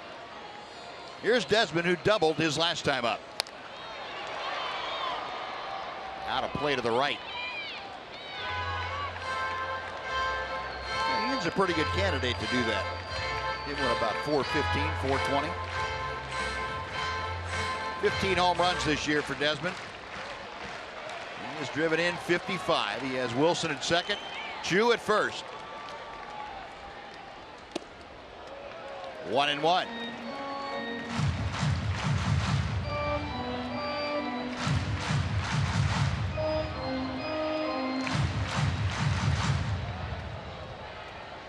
Desmond facing the 29-year-old southpaw, Tommy Malone.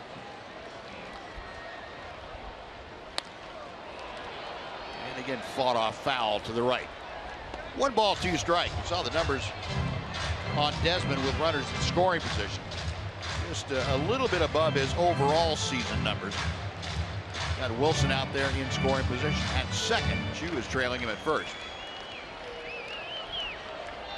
Ian, like good quality major league hitters, kind of rises to the occasion. Behind the bag at third, Sano steps on third, low throw, and they got Desmond. A 5-3 double play. Rangers rally comes to a screeching halt. 2 runs, 4 hits, 1 left. After 5, 6-2 Minnesota.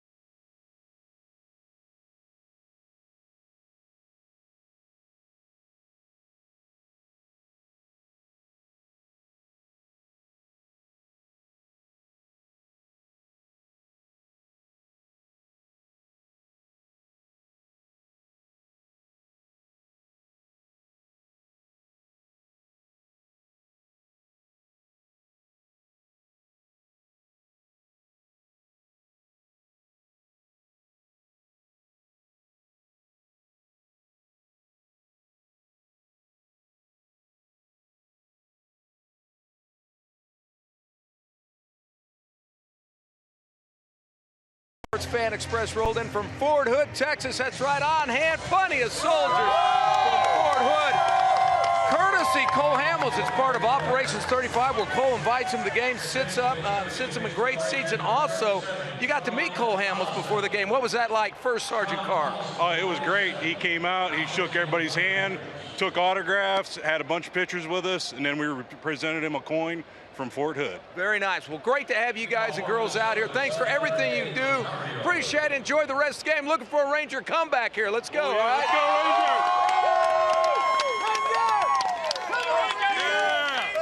Ranger! All right, Noxie. Well, we head to the 6th inning, and Sean Tollison now has come on to take over on the hill for the Rangers. Tollison appearing in his 33rd game. He's 2-2. That ERA had been dropping rather precipitously, but it went up last time out against these Twins. Tollison gave up 5 runs in just an inning of work.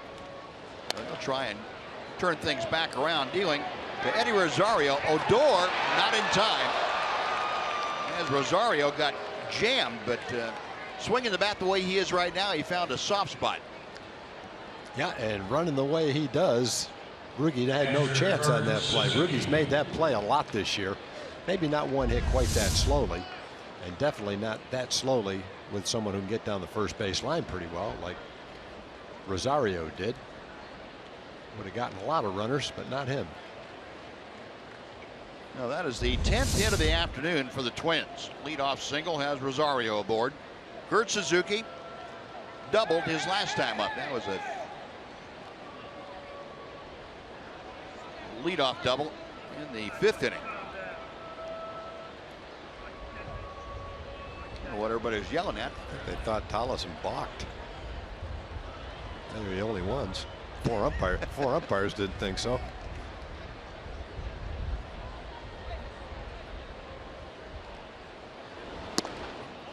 Tollison missing low and outside. John's outing here on Friday night. One that he would just as soon forget. Was that Thursday night? That was Thursday night. I beg your pardon. 7 hits, 5 runs as he faced 10 Twins in the 8th inning.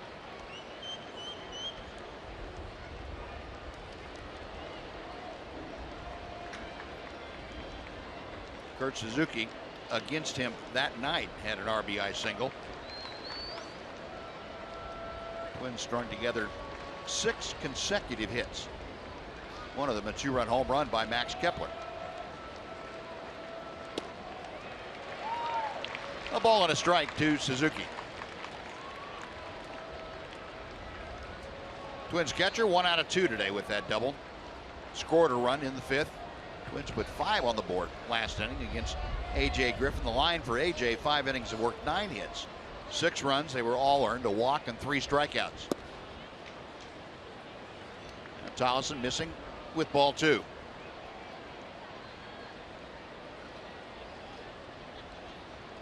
Prior to that game here on Thursday, Tollison had not been scored upon since the first week in June. Span of the 11 outings.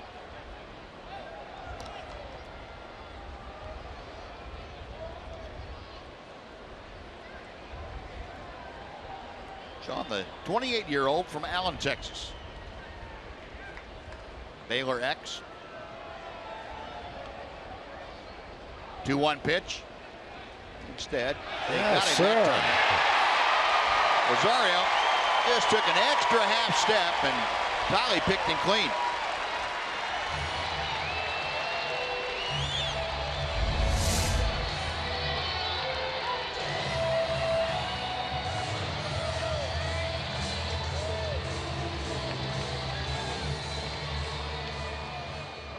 Great camera shots right there. Shows you exactly where Prince able to slap that tag on Rosario's elbow. No, base is empty now with 1 away. Suzuki ahead of the count, 2-1. Base hit through the hole. Reminiscent of Thursday night against Tollison. Everything that seemed like the Twins hit found a hole. They didn't hit a lot of balls extremely hard.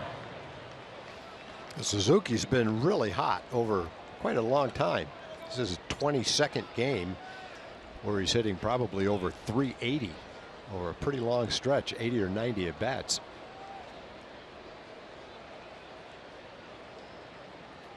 So 1 on, 1 out. Here's Eduardo Escobar, who has singled and scored.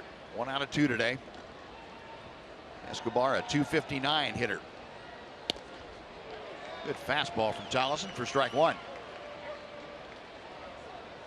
Remember, you and I remarked, Tom, when Sean Tollison came into the ballgame the other night, throwing as hard as we had seen him throw.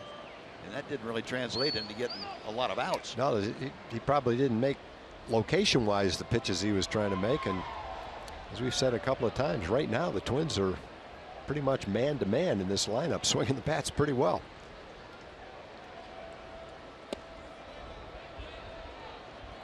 One ball and 1 strike. Bill Miller down at third, said no swing.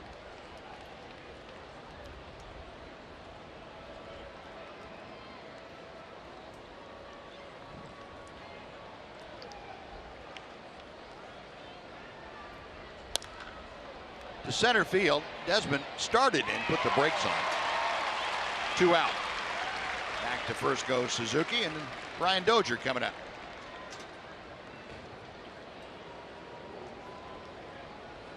Second baseman Brian Dozier. John Tollison, of course, who began the season as the Rangers closer, ran into some difficulties closing games out middle of May. Sam Dyson installed as the closer.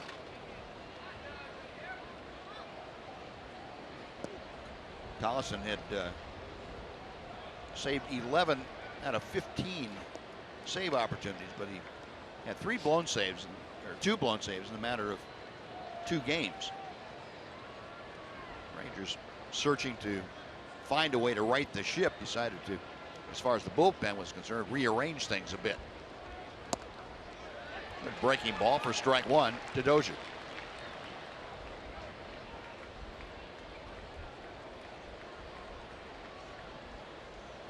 Sean now trying to get back to the point where he feels comfortable throwing all 3 of his pitches.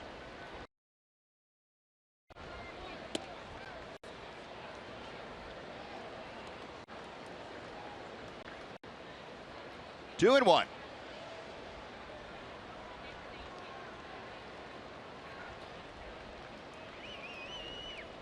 Suzuki a very modest lead at first. Dozier waiting. 2-2.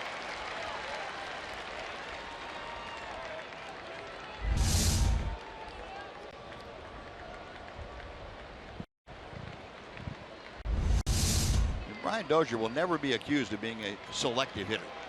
If he sees it well, he's going to have a good swing at it. Just off the outside corner. So full count. Suzuki will be off and moving with the next pitch. Dozier, the leadoff man, trying to get aboard to join Suzuki. Joe Mauer, the DH, follows.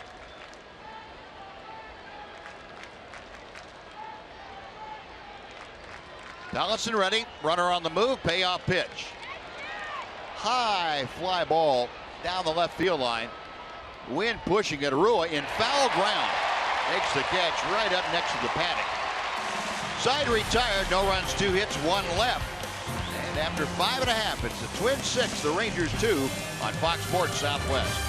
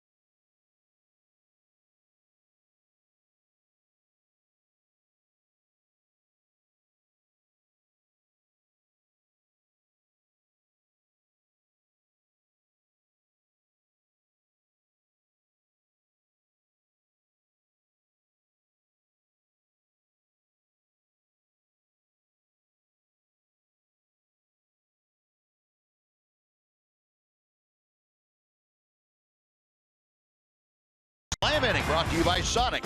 Today's jackpot is $400 and dinner for 2 at Sonic Drive-In. If a Ranger hits a home run during this inning, Ricky Diaz from Haltom City will win $400. And if a Ranger hits a grand slam this inning, Ricky is going to take home $25,000. You can register at any participating Sonic restaurant. Adrian Beltre to start things off. Tommy Malone back out there, and he deals strike 1.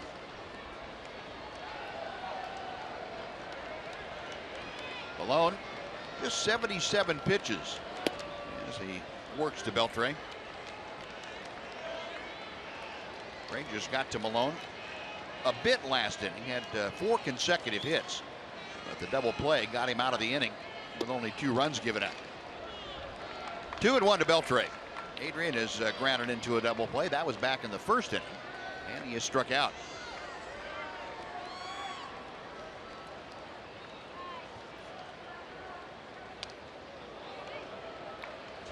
2-2.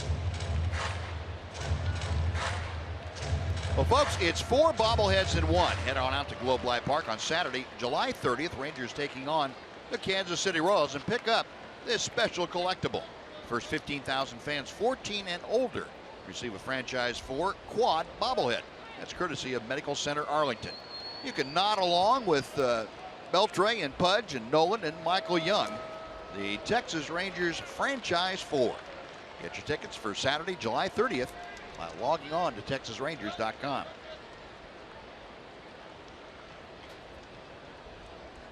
3-2 to Beltre. Adrian trying to get aboard to start this 6th inning. Ryan Rua will follow as Malone comes back with a payoff pitch. Ball 4. Adrian draws the leadoff pass. From Malone, that is the 3rd walk he's given up today. Suzuki a slow walk out to the mound to see if that's indicative of Paul Molitor wanting just a little extra time to make his mind up, and he decided. So he points to the bullpen before he ever crosses the 3rd base line. That's going to do it for Malone, who goes 5 innings plus 1 hitter. He will leave leading 6-2 with 1 runner on base, his responsibility. Pitching change underway here at Globe Life Park. We'll be back right after this timeout on Fox Sports Southwest.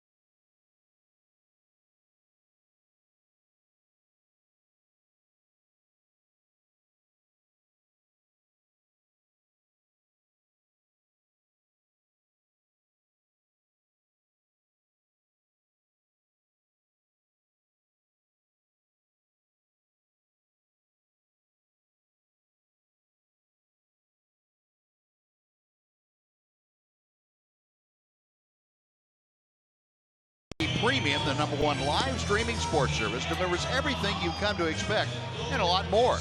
You can watch every out-of-market game live in HD on over 400 supported devices. It includes free subscription to At-Bat Premium, the #1 app for live baseball. Blackout and other restrictions apply. Simply visit MLB.tv for details. Taylor Rogers, left-hander, has come out of the Minnesota bullpen now to take over for Tommy Malone. So Paul Molitor sticking with the Southpaws. 24th appearance for Rogers. We saw him here on Friday night. He is 3-0. League hitting .390 against him. And he will deal to Ryan Rua with Adrian Beltre at first and nobody out. Double play ground ball. Escobar, Dozier, and back to Vargas. Just like that, Taylor Rogers comes in, throws 1 pitch, gets 2 outs. And the Rangers have the bases empty for Prince Fielder. And Rangers had Tommy Malone on the ropes in the 5th, but he got the double play. Leadoff walk, maybe you get a rally going, but bang, quickly a double play again. 3rd double play this afternoon, turned by the Minnesota Twins. They have the lowest fielding percentage in the American League, and that's their 93rd double play turned this year. Well, here's Fielder, who has twice skied to left field.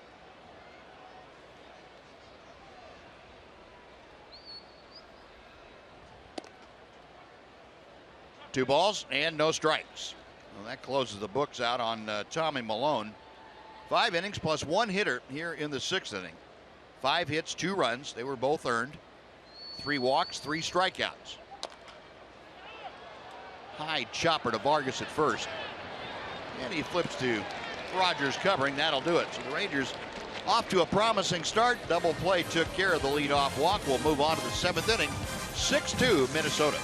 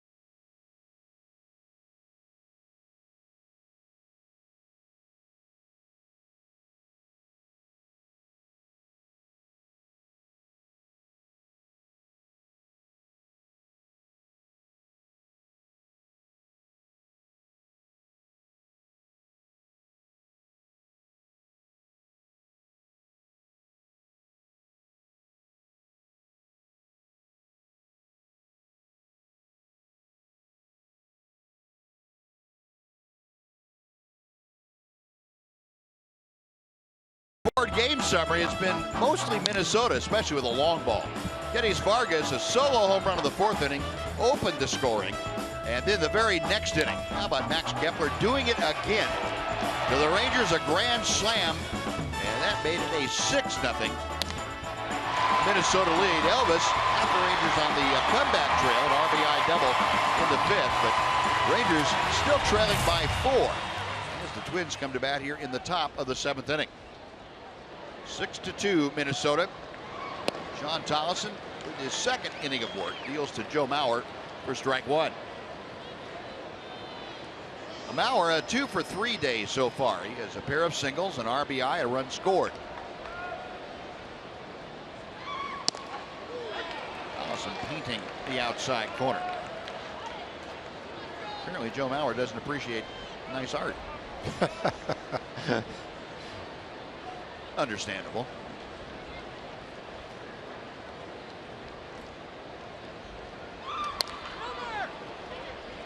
Wide of the bag fielder fires onto Tollison covering for out number 1. Nice play by Prince. Yep.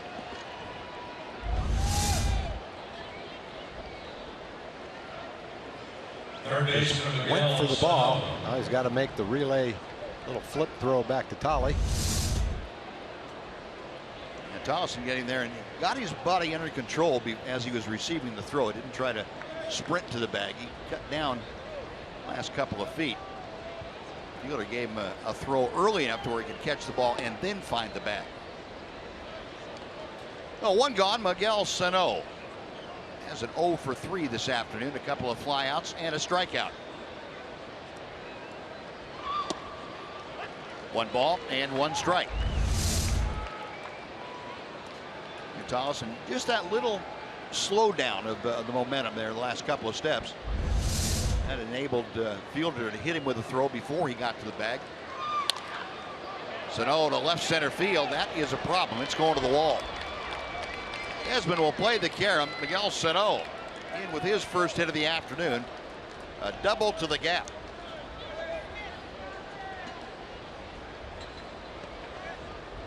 The Twins are probably sorry to see the first half come to a close. The way that they're playing right now, swinging the bats. Pitching's been a little bit better. Good young arms in the bullpen. A lot of good athletic players in their lineup too. Deborah Kale out there to talk to Sean Tollison. Yeah, and you can kind of see when we visited Minneapolis 10 days ago and saw the Twins, they were just starting to play better from what Paul Molitor and everybody around them had said. And you could see it kind of taking shape. Cesar Ramos loosening in that Ranger bullpen. And now, some 10 days later or a week later from last time we saw them, it's pretty evident that they've gotten a head of steam going. Yeah, and it's kind of the perfect storm for them, or the Rangers, however you want to look at it.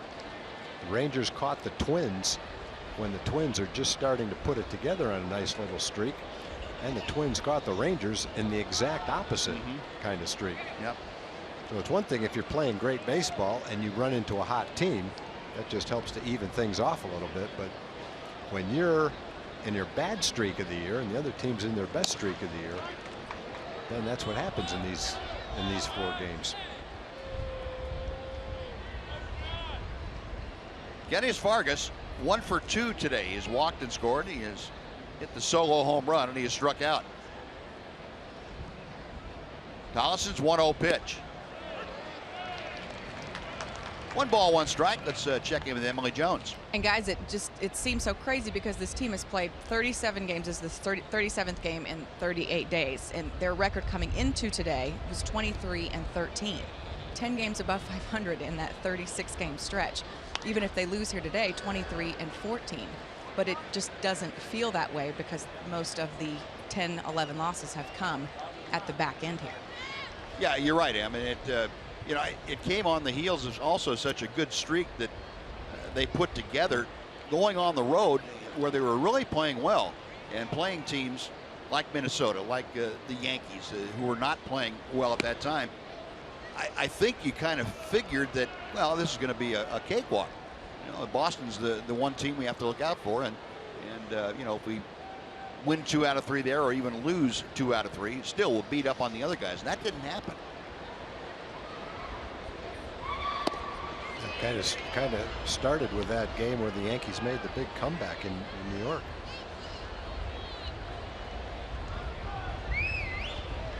Yeah, for the Rangers that had their own comeback at 3 o'clock in the morning. Yeah, I guess the game ending at 3 or 4 o'clock and going back to the hotel, coming back and losing that game the next day just kind of set this all in motion. Vargas takes the walk. Runners at first and second with 1 out. Max Kepler coming up, and he will not face Sean Tolleson. It'll be Cesar Ramos, Ranger left-hander, called on by Jeff Bannister to come in to face Kepler. So 2 on, 1 out. We will take another timeout. We're back to Globe Life Park right after this on Fox Sports Southwest.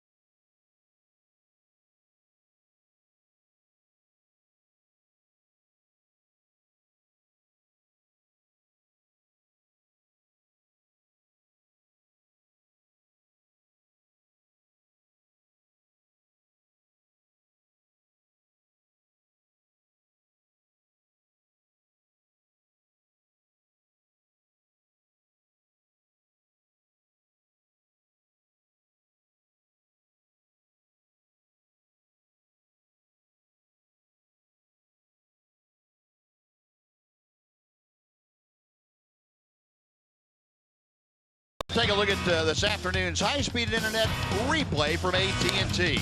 Max Kepler, 5th inning this afternoon, bases full with 2 outs, and he goes yard.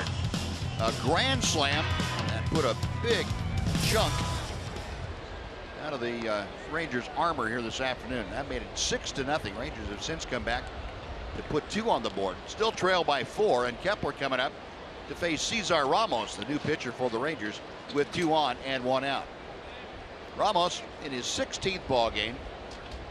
This his 12th out of the bullpen. 3-3 the record. .517 earned run average. The league hitting .304 against the 31-year-old southpaw.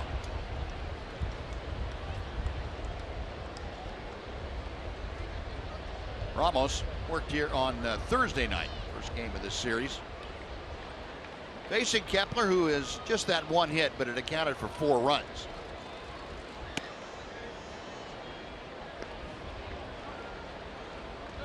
One ball and no strikes to Kepler. .241 average, 8 home runs, 4 of them have come against the Rangers. He's hit a 2-run home run, a pair of 3-run home runs, and the grand slam. Fielder to second. That's all they'll get. Elvis had that snow cone effect of that ball almost popping out of the top of his glove, but if they get the force, well, they're 2 gone with runners at the corners. Outfielder Robbie Grossman.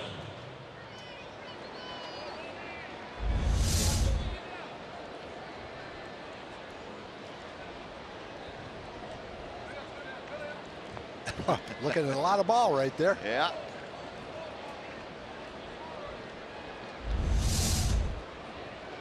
So Sano at third base now. Kepler at first. Robbie Grossman, switch hitter, will turn around and bat from the right side of the plate for the first time today. He is 2 for 3 with a pair of singles. Right off the end of the bat, and it is a foul ball. Foul ball. That ball on the foul side of the line. Bobby Wilson got to it.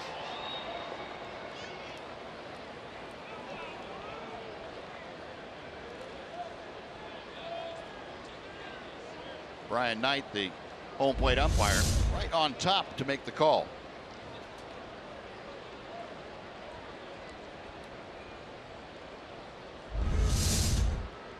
No, 0-1 to Grossman.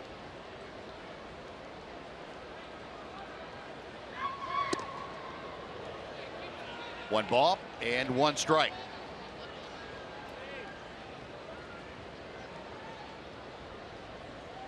Cesar Ramos this year has given up a .313 average to right-handed hitters.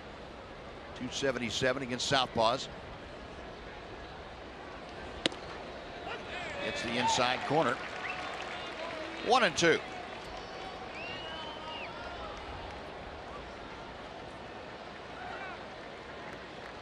Grossman, after the 2 hits, now at .287.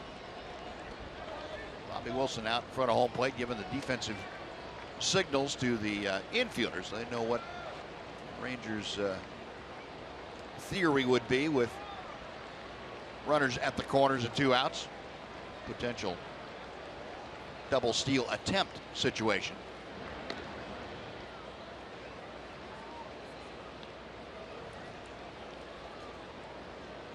Sano, the runner, over third. Kepler with pretty good speed at first. See, the Rangers shifted around a couple of steps to the left for Grossman.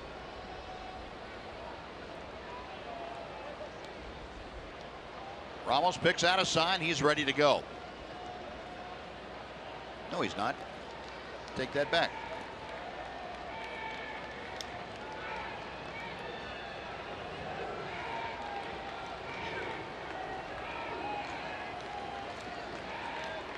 Now the left-hander's ready.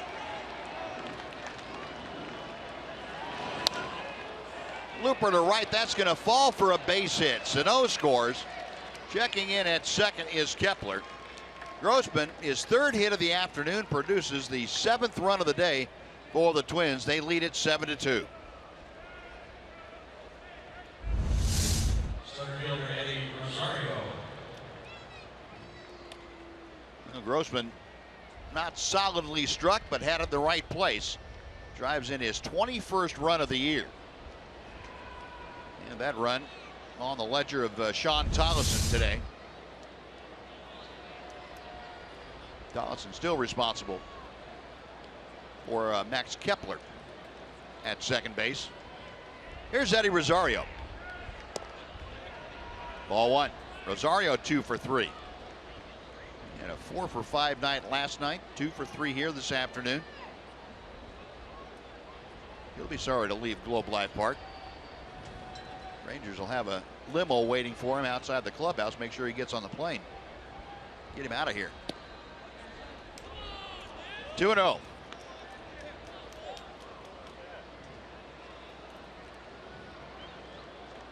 Almost 32,000 on hand here this afternoon. 31,978. Good 4-game attendance for this series. Now 3-0.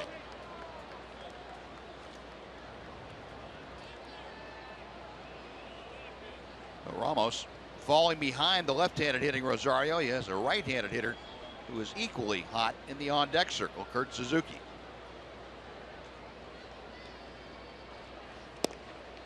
3-1.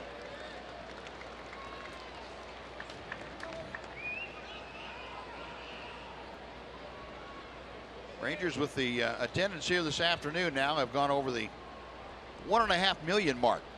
This is their 44th home date. Just over 1,500,000. Chopper to the right side. It's by Odor into right field. Coming around third is Kepler. He will score. RBI single by Eddie Rosario. It is an 8-2 Twins lead.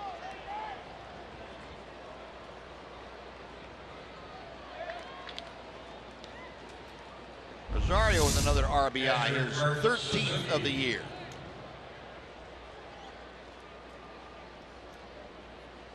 Rosario came into the game last night hitting somewhere around 205, 206.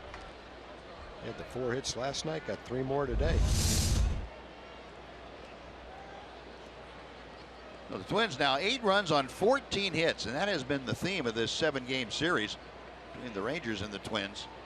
Minnesota scoring better than 8 runs per game, averaging about 11 hits per game also. Here's Suzuki, who has a 2-hit day himself.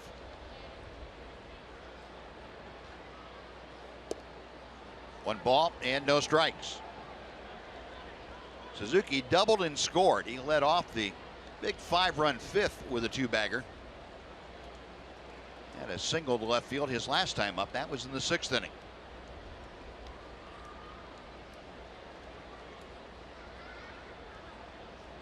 Ramos to the plate. 2-0.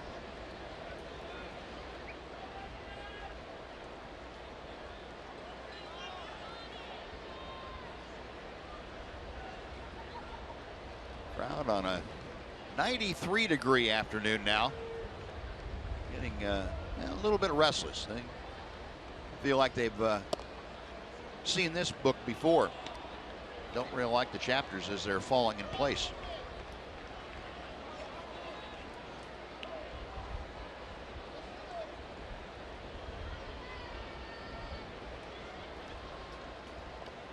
Ramos ready for the 3-0.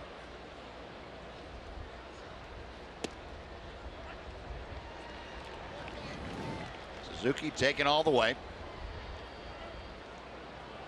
Kurt Suzuki with his 2 hits. Now the average up over 290, 292 as he bats here in the 7th inning. Couple of runs across, 2 on and 2 out. Left center field, that is up the alley. It's hit well. 1 hop off the wall. Desmond getting the ball back in. 1 run is home. The throw to the plate not in time, as both Grossman and Rosario score. And the Twins have put double figures on the board. They lead 10-2. Talk about Suzuki coming into this series, how hot he's been. He's now knocked in 21 runs in 22 games. Hitting close to 400 over 22 games. They're just teeing off right now. Caesar's getting behind in the count, having to come back and throw strikes. Twins are getting ahead in the count, looking forward to that strike and teeing off on it. Doug Brocail out there to talk to his beleaguered battery. Kurt Suzuki, meanwhile, a 3-hit afternoon himself. 2 doubles, 2 runs driven in. He and Robbie Grossman and Eddie Rosario, the 6th, 7th, and 8th hitters, have 9 hits between them today.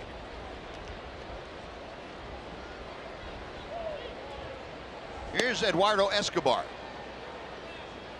Escobar has singled in 3 trips. Hit the ball sharply. He's lined out the other 2 times. 10 runs on 15 hits for the Twins.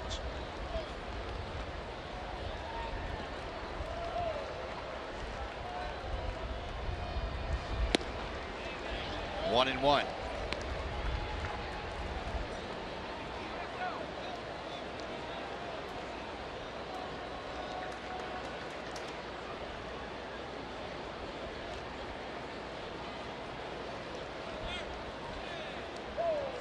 Well, you look at the 7 games, the Twins, if the Twins hold on and win this game, they will have won 5 out of 7.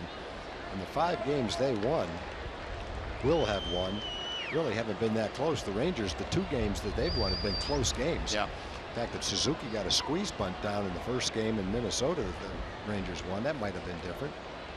And the Rangers had to come back and have a 1-run victory in the 1 game that they've won so far in this series. Well, it's been all Twins in these 7 games. Rangers won 2 close ones. The Twins have 5, going on 5 runaway games. They've got a 5-run inning today, a 4-run inning.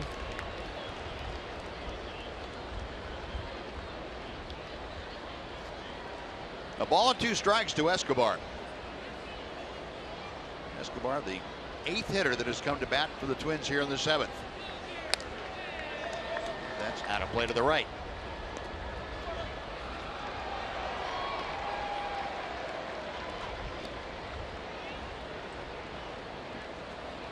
Twins have had a couple of big innings this afternoon. That's been the difference in the game. A 5-run 5th and a 4-run 7th inning. And there's still only 2 out. 2-2.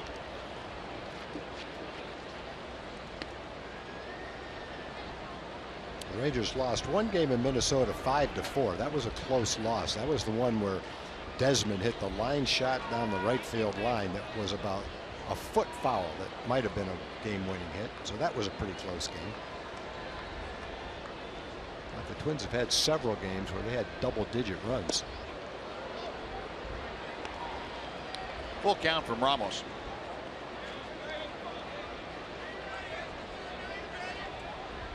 Caesar now at least 24 pitches to get the final 2 outs of this inning. Run the count full. Escobar batting 9th. The top of the order, Brian Dozier will follow. Payoff pitch on the way. Deep to left field. Rua just watching this one go. It is 12-2. Escobar, a 2-run home run.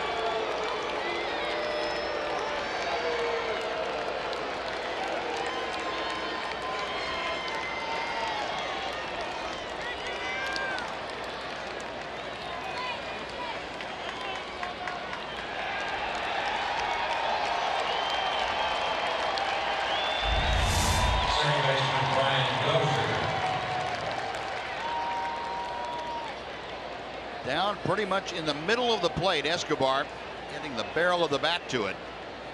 That is the 3rd Minnesota home run today. And here's Brian Dozier with the bases empty.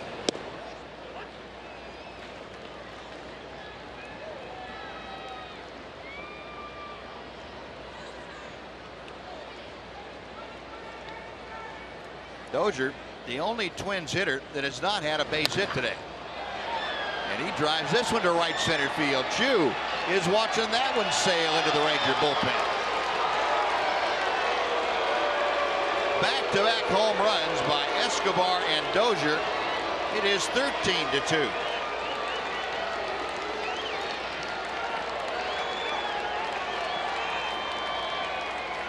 Dozier's 14th home run of the year. If you're one of the Twins that didn't start today, you're feeling like you're missing out on something. Good day to be a Twins hitter.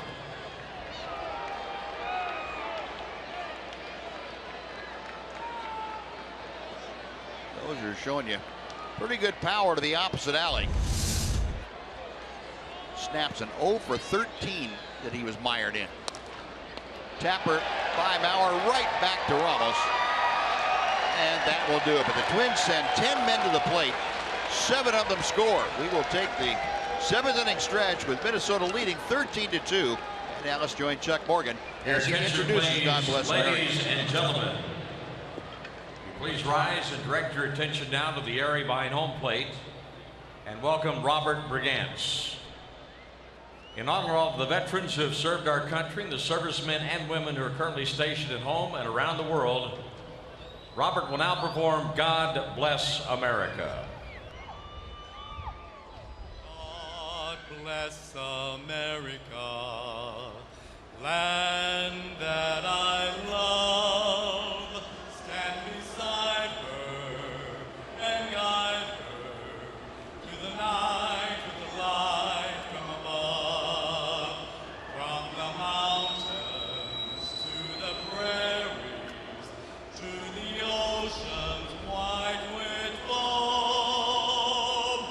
God bless America, my home sweet home.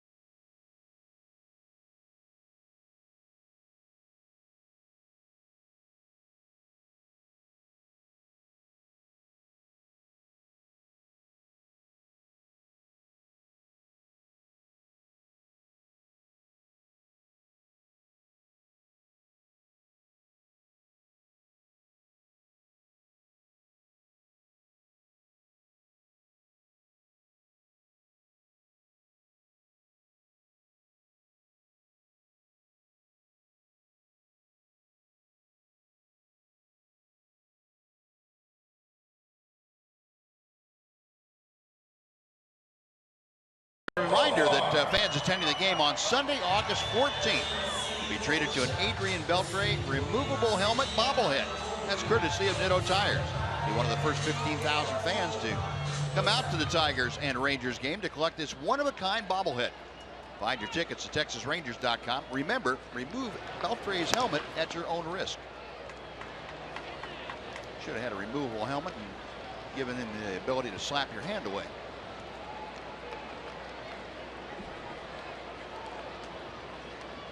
Jurix and Profar starting things off here in the Rangers' 7th inning. Profar, Odor, and Andrews against Taylor Rogers. Base hit for Jurix in his first of the afternoon. Well, he is aboard to start things off. Profar now 1 out of 2 with a walk and a single.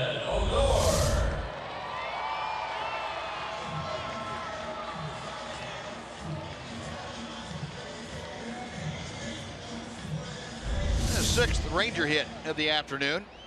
And Rougned Odor will step in. Having had one of those hits, he is 1 for 2. Profar singled and scored in the 5th inning. I should say Odor singled and scored in the 5th inning as he takes strike 1.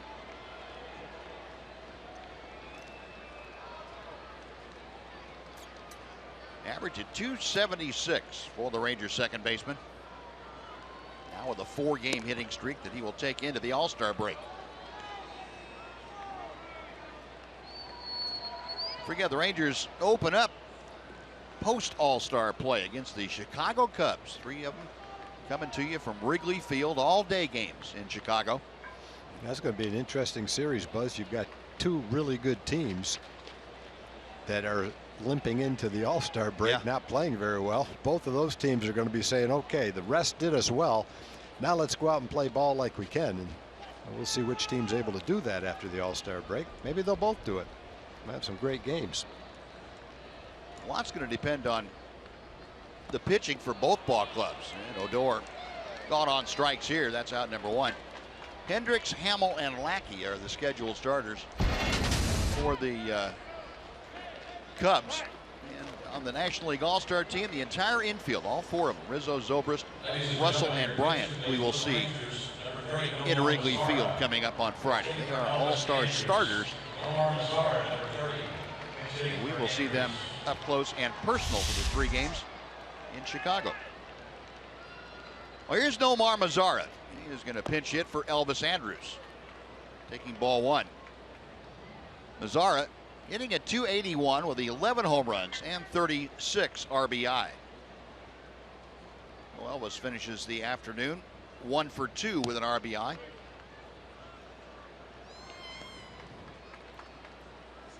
Two balls, no strikes. Pitching matchups, everything is set except for Saturday. Rangers have not announced their Saturday starter. Martin Perez will start on Friday, and Cole Hamels will make the Sunday start.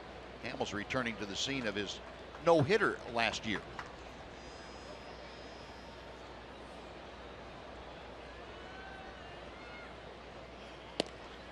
There's a fastball for a strike. It's 3-1.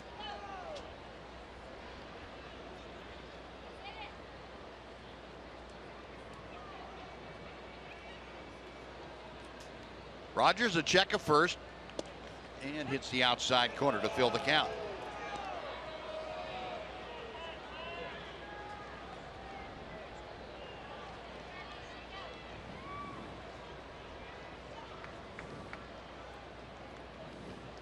Now the payoff pitch. Double play grounder. Dozier turns it at second, not in time as Mazara able to beat out the back end of the double play. Well, you'd love to see the hustle in a 13-2 game. So 2 outs with Mazara at first before we tell you about Bobby Wilson. Let's send it over to Aaron Hardigan for a Chevy game break. Bobby Wilson.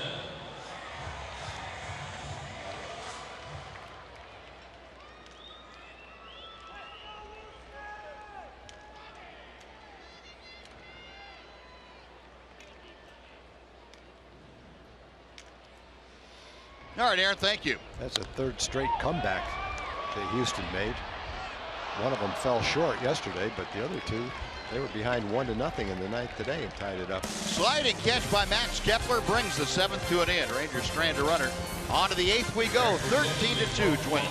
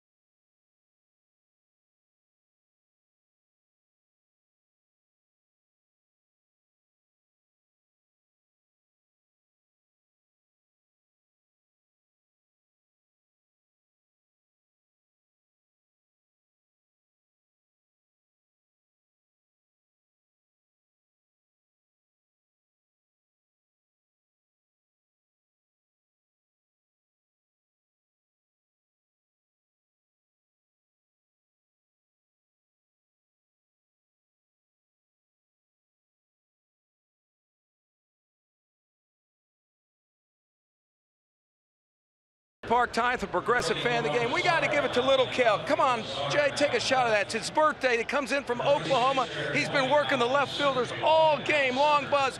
Any luck so far? Any baseballs, Kel? No, sir. No, sir. Well, hey, good luck for you. I got good news. Here's your bag, Progressive fan. And where's the glove, Kel? I got a signed autograph Ranger baseball right here. Going to toss one to you right there, Kel. Oh, almost, Kel. There you go. You got the ball. Don't lose that. Okay, congratulations there. We got you a baseball on your birthday. You got anything to say now, Kel? Thank you for the baseball. I've been having time finally having this. Okay, there you go. That sounds good, Kel. All right, appreciate it. He's been working hard out here, guys. He finally got one. Stick with it. That a boy. You have all kinds of stories about that one. Alex Claudio has come out of the Ranger bullpen to take over, and he will deal to Miguel Sano to start things off. So Claudio, the 4th pitcher used by Jeff Bannister this afternoon. A.J. Griffin started with the first 5. John Tollison, inning and a third. Cesar Ramos, 2/3 of an inning. And Alex Claudio now. Jurickson Profar moves from third base over to shortstop. Ryan Rua moves in from left field to take over at third. And immediately the ball finds him. And Rua not in time to get Sano. A slowly hit ball, and Ryan just didn't have as much time as he took to make that throw. Sano busted it down the line, earned himself a base hit.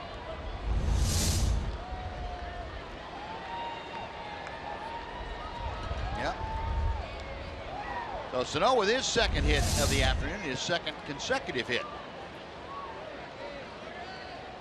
18 base hits now for the Twins. Dennis Vargas will step in against Alex Claudio. Vargas a home run back in the 4th inning. Since then has walked twice. He is only 1 for 2 officially. And continuing the defensive changes, Nomar Mazara stays in the ballgame, takes over in left, with Jared Hoying entering the ballgame to take over in center.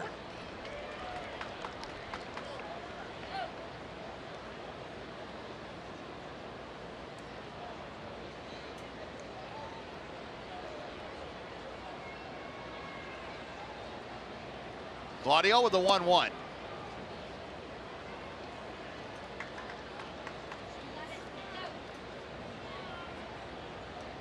Not sure that the All-Star break can come too soon for the guys in the Ranger clubhouse. Yeah, unfortunately, it's coming about 3 innings too late today. Yeah.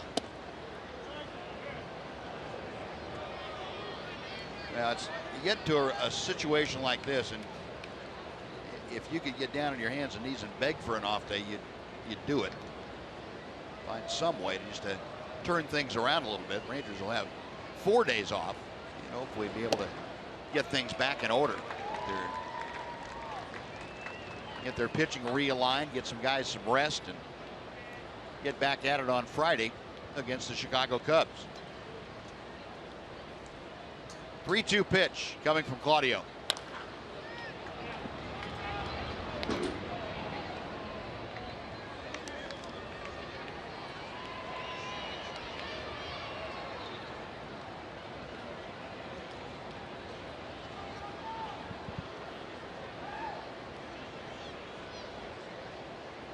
Now time for the folks out here to reapply the sunscreen out on the left side of the ballpark. That's a warm day out there, although it's not 100 degrees, but it's gotten up to 94 degrees. Started out at 91. It's 94 now. Yeah, if there's anyone out there that didn't bring sunscreen, they're going to pay for it. Yeah, it's too late now. If you have it, put it on. Ian Desmond, and that's a pretty good sentiment from a lot of Ranger fans, I would think. They're all-star. He is one of the Ranger all-stars in Cole Hamels. Max Kepler, another big day against Ranger pitching. He's 1 for 4, but he has driven in 4 with that grand slam home run. Now up to 33 RBI for Kepler.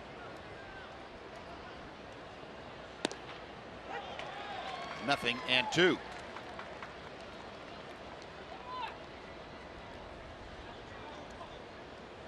Kepler hitting with Sano right there in the bottom of your screen, getting his lead from second. He's trailed by Kenny Vargas over at first. Odor knocks it down, recovers, throws wide, and that's going to allow Sano to round third and come in to score. On to third goes Kenny Vargas. It is a 14-2 Minnesota lead. Well, all you can say is just get it out of the way now and forget about it during the 4 days off. But you get a ball that, okay, good. You're going to get a double play ball. Takes a bad hop on Ridnett. He can't come up with it. The throw goes wild. And it's just one after another. But get him out of the way now in a 14-2 game when it doesn't matter. Well, the first error by the Rangers this afternoon. Rangers came into play 4th in the American League. 4th lowest fielding percentage. Or 4th highest, I mean. Changeup floats a little bit low to Robbie Grossman.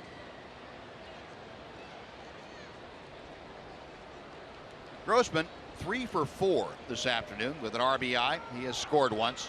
All 3 of his hits have been singles. Couldn't pull the trigger on that 68-mile-an-hour pitch. 1-2.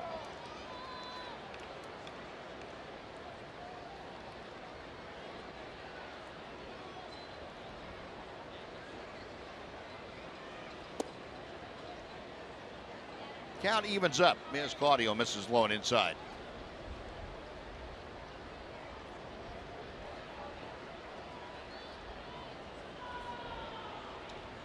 Now Alex, the check of the runners. Fly ball looped down the right side, and that is going to be just foul. Shin-Soo Choo over there to track it down, but couldn't quite catch up with it. 2 balls, 2 strikes.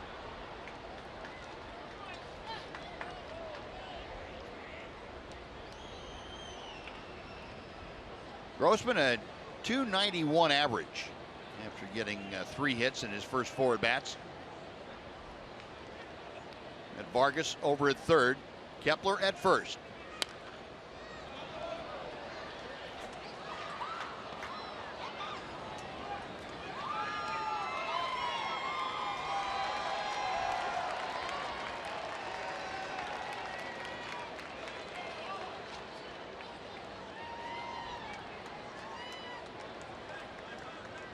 Claudio's next pitch. Chopper right to Rua. Goes the second. Back to first. It's wide. And that is going to allow Vargas to come down the line and score. Arua and Odor trying for the around the horn double play. Odor's throw sailed wide. So Vargas comes in to score. That makes it a 15-2 Minnesota lead.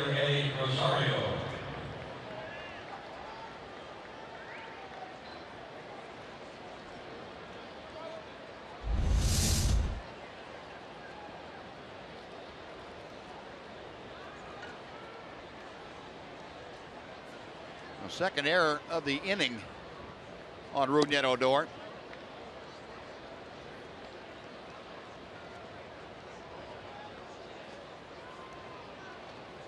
One ball and no strikes to Eddie Rosario.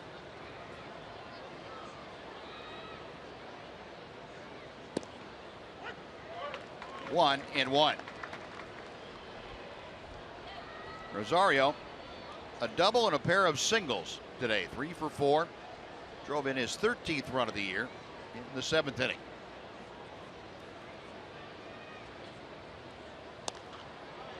A little pop up. It's going to be out of play. Rua over to have a look at it.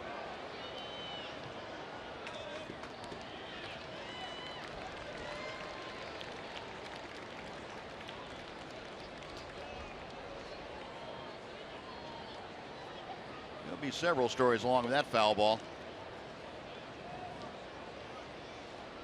Well, you go from not being too happy with the ball game, but waiting it out, staying till the bitter end, and getting rewarded for it with baseball. Profar has that go under his glove and into center field. This is like a bad dream. Yep. Grossman on around to third. Looks like you got a chance twice to get a double play, and neither ball is turned. It just keeps getting worse.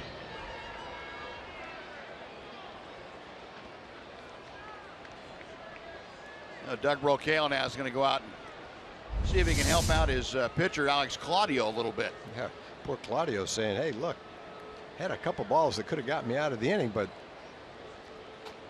Doug will say, yep, that's true, but just keep on pitching. Yep. Get another one. That's right. We'll turn one.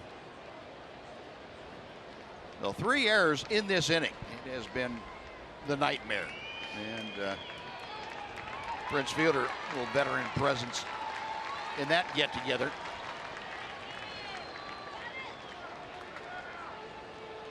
Now on the play, Grossman went around to third. Rosario aboard. Still one out. Kurt Suzuki, who has doubled, singled, and doubled in his last 3 trips, stands in. Suzuki with 2 more RBI today. Takes strike 1.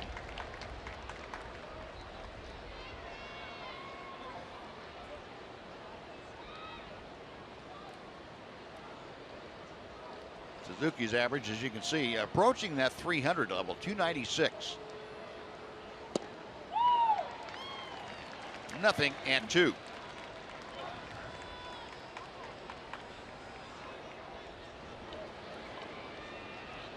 Claudio worked a couple of scoreless innings last night. Gave up just 1 hit in those 2 innings. That changeup floated just off the edge. A ball and 2 strikes.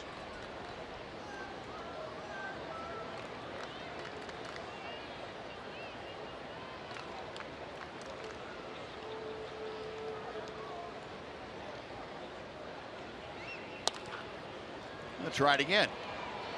Profar, Odor, out of the glove in time to get Suzuki.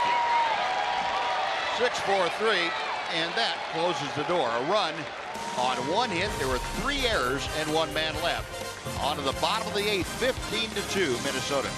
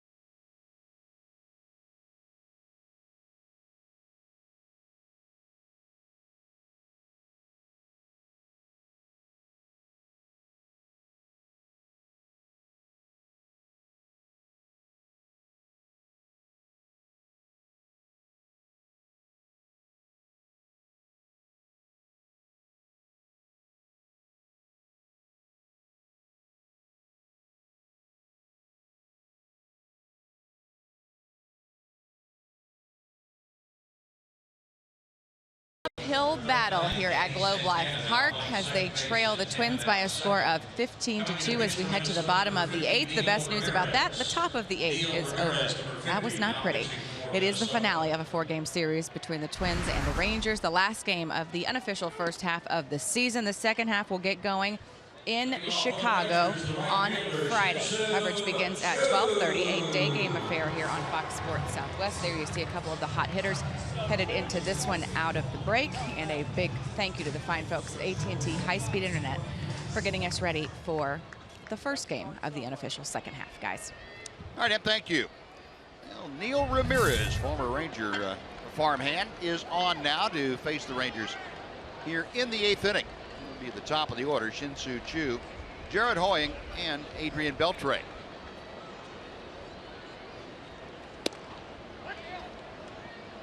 Ramirez appearing in his 17th ball game for the Twins.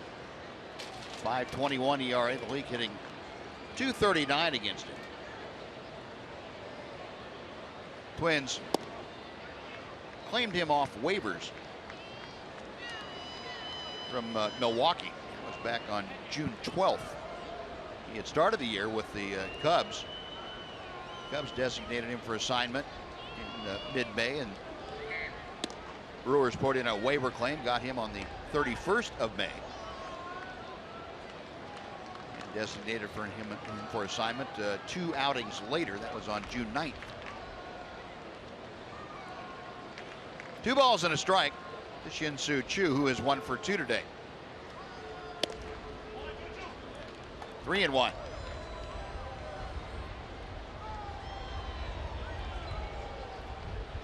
Danny Santana has entered the ball game, taking over for Brian Dozier at second base.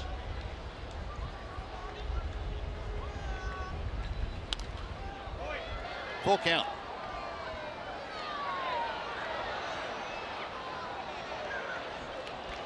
And the Rangers 2 runs on 6 hits today. It has been a Twins merry-go-round. 15 runs, 18 hits. The Rangers kicked in 3 errors in that 8th inning. And Choo takes the walk. Ramirez has struggled with his command. Between the Twins and the Cubs, he's pitched 19 innings. That's his 14th walk.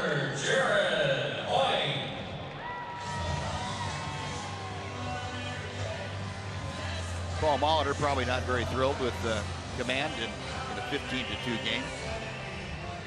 Walking people typically doesn't make managers feel real good about you. Here's Jared Hoying. Hoying entered the ball game last half inning, taking over for Ian Desmond in center field. Jared with a .269 average, 4 RBI, still looking for his first home run.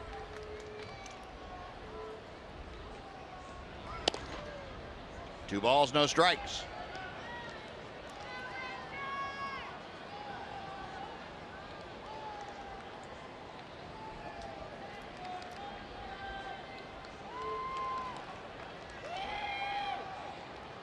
Ramirez a little walk down the back side of the mound, see if he can collect himself.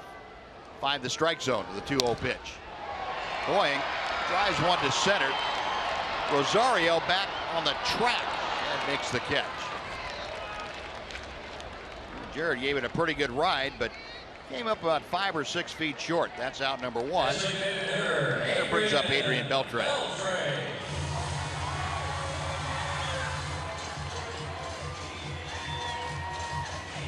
Adrian 0 for 2 this afternoon with a walk. That walk came in the 6th inning.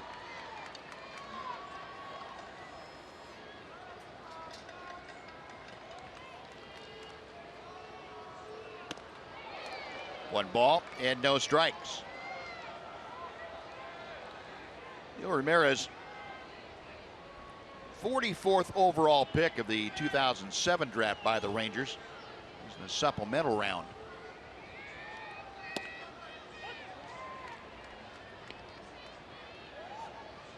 Had that pick as compensation for losing free agent Gary Matthews Jr. previous offseason. Hey, Gary, I remember that year. Gary signed a free agent contract with the Angels, a 5-year contract for $50 million. Got released about a year and a half later, I think, into that contract, wasn't it? Angels haven't had a whole lot of success signing former Rangers. Boy, they paid Gary a lot of money. Yeah. And didn't get a whole lot of production. Pretty much based on the 1 year that Gary had here. Yeah. I still rank his catches the best one I've seen. Oh, in this ballpark. Right. There's been some great, maybe the best one I've seen, period. I've seen some of the highlights that rival it, but as far as seeing it in person, that one that he went to left center field, went up on the wall and over to catch it, that was remarkable. Beltre rifles one to center. That's over Rosario's head, one hop and off the wall. Chu will score. That's a long single for Beltre. It's an RBI. Makes it a 16-3 ball game. That was an extremely hard hit line drive. That got to the wall in a hurry. Rosario played it on a hop off the wall, fired it in, and when you're down by this much, you're not going to try to stretch it.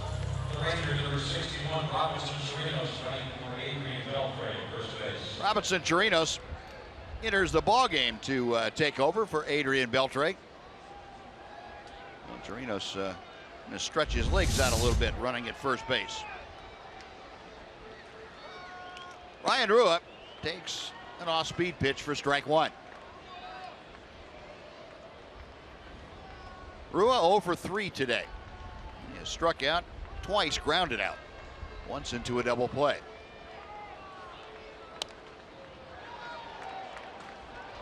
Nothing in 2.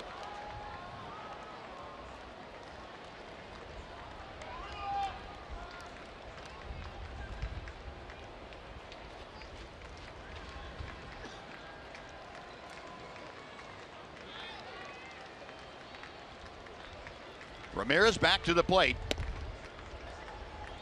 And Rua down on strikes, that high fastball, and not able to catch up with it. 2 gone. First baseman, Prince Fielder.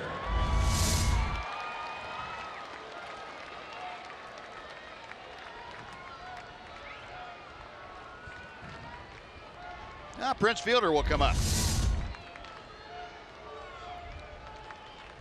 Prince 0 for 3. Flied out twice, grounded to first. Hitting with Robinson Chirinos at first base and 2 away.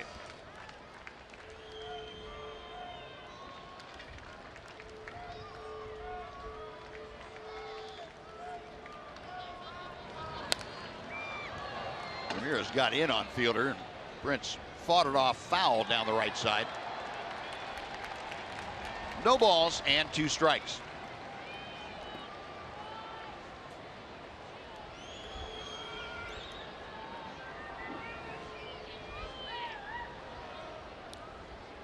The right-hander with a belt high set. Got him swinging. Well, Fielder and Rua strike out back-to-back. That ends the Ranger 8th. They get a run on a hit and leave one. On to the 9th we go. Twins on top 15-3 on Fox Sports Southwest.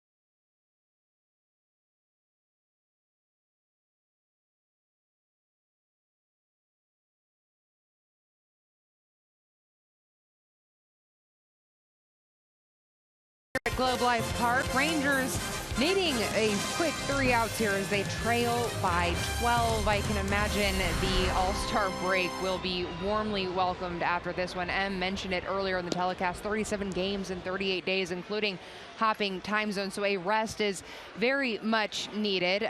We will not rest until we bring you a post-game show coming up on Rangers Live. We will relive the first half of the season, highlights, best plays, biggest surprises, you name it, and it'll just be Mark McLemore and myself. And while Pudge will not be with us physically, he will be making an appearance on the post-game show in the form of an All-Star memory. And speaking of an All-Star, we'll get you set for Ian Desmond and Cole Hamels' trip to San Diego. It's coming up after the game, Buzz and Tom.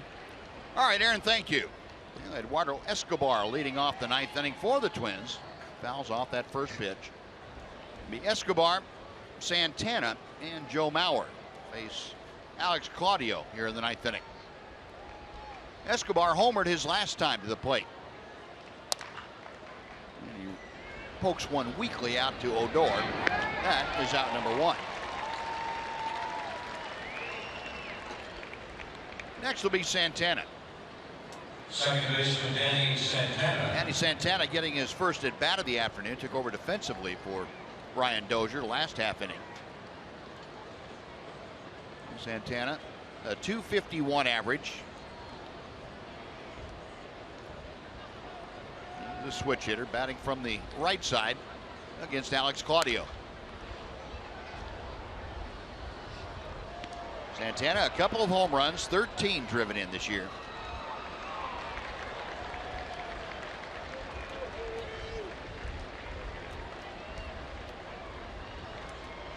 Claudio's 0-1. That cartoon changeup.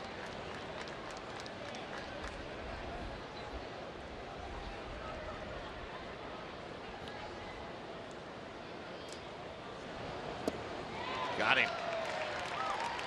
Yeah, Claudio makes quick work of Santana. You look at that pitch, it looks like it couldn't go any slower and get as far as home plate. Yet if we went out there and tried to throw it as hard as we could, we probably couldn't throw it 65 miles an hour. You're right. If you want to put it in perspective, I guess. Well, 2 outs, 1. Centeno coming up. No, I know I couldn't, so I don't think I could either.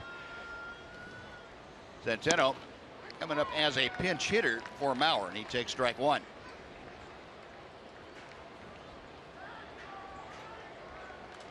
But hopefully we've gotten smart enough over the years that we wouldn't try to. No, I haven't. Hurt ourselves. I haven't. I remember. Haven't you?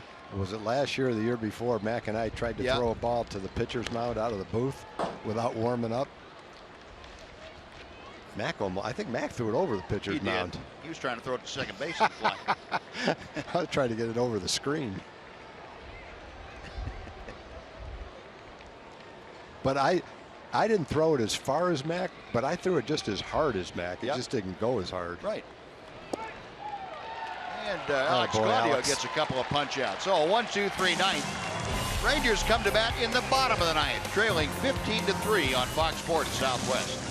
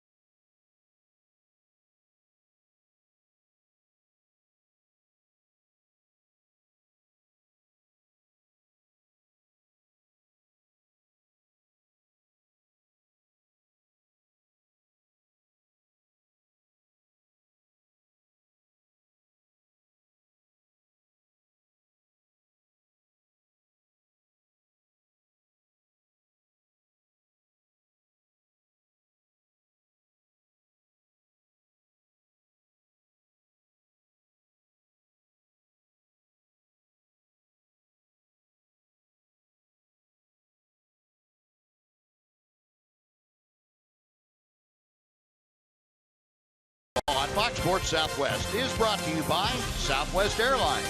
Transparency, low fares, nothing to hide.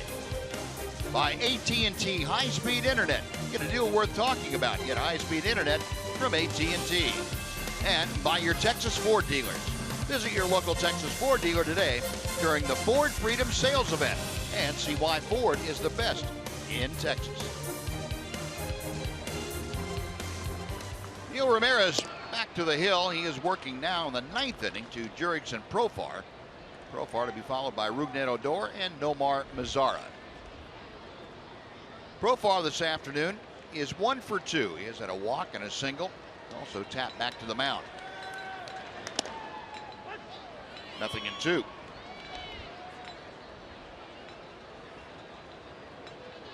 Profar turning back around to hit from the left side of the plate, his stronger side this year. I would say, Buzz, at this stage of the game, Brian Knight is not going to miss a strike. Probably not. Still 0-2. He will not be squeezing the pitcher right now.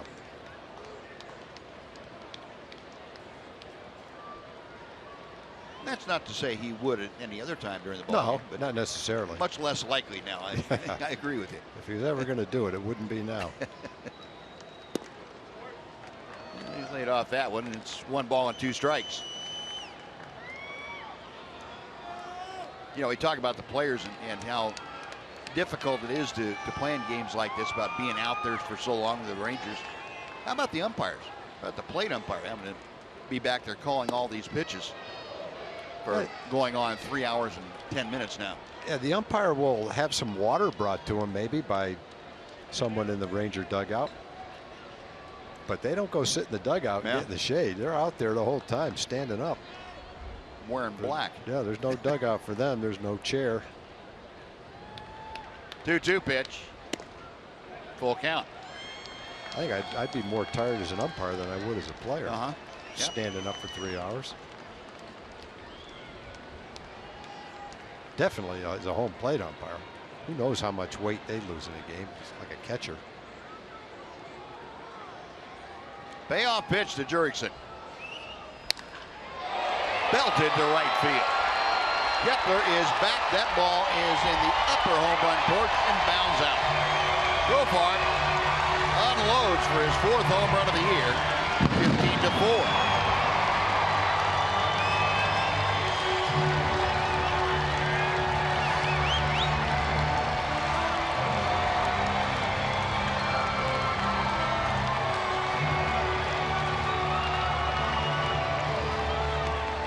Jurickson launched that one. Second baseman, Rougned Odor. Long day, but it feels a lot shorter to Jurickson right now after a hit and a home run. Ending up the day 2 for 3 with a walk. He gets one in center square and does what you should do with it. Hit it hard. Now here's Rougned Odor.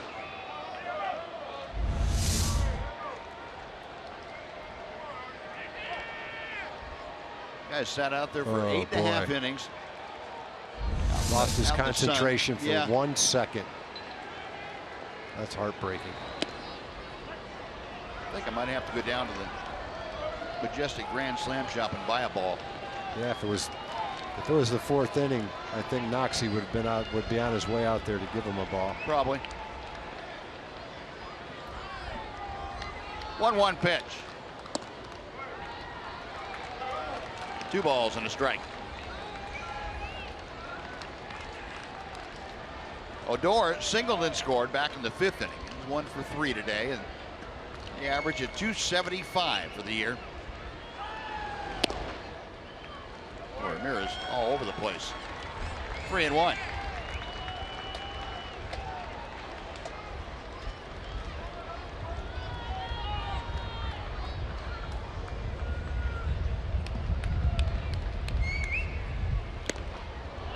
Full count.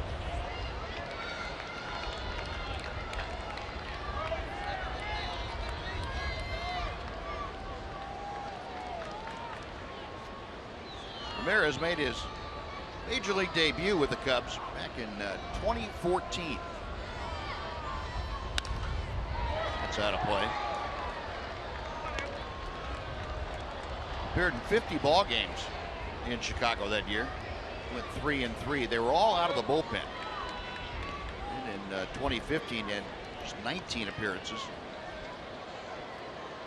And this year has spent time in 3 different locales. Inside, ball 4. Odor draws the walk.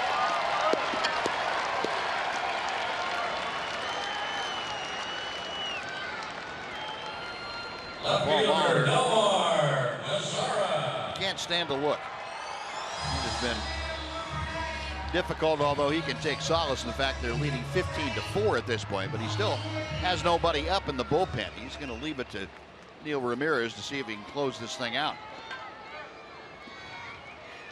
Rangers would love to not allow him to finish the ball game. Mazzara rips one to right. That's in for a base hit. Odor will travel on over to third. Nomar, his second at bat of the afternoon, has a base hit. First and third, still nobody out. Bobby Wilson coming up. Yeah, that's as hard as Nomar has pulled the ball in a while. A nice swing at that. He hit that right on the barrel of the bat.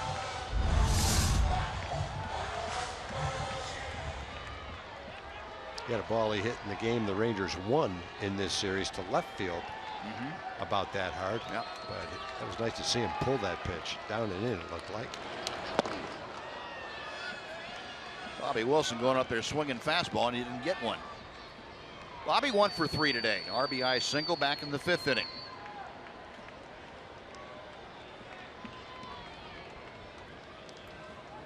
Oh, 1 from Ramirez. Outside.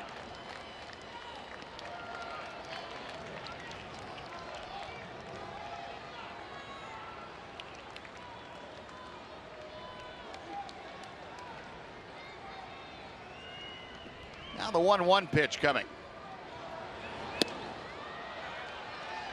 Mazzara taking second on defensive indifference. 1-2 the count after the swing and a miss by Bobby Wilson.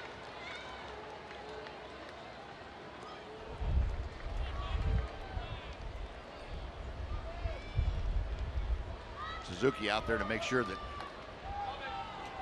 Neil Ramirez understood what sequence of signs they were using with a runner at second.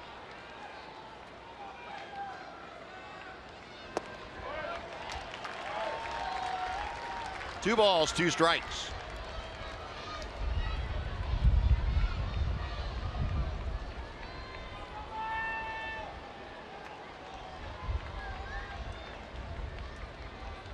Next pitch. Bobby went down swinging. Got that fastball up, and Bobby furious with himself. Out number 1 here in the ninth.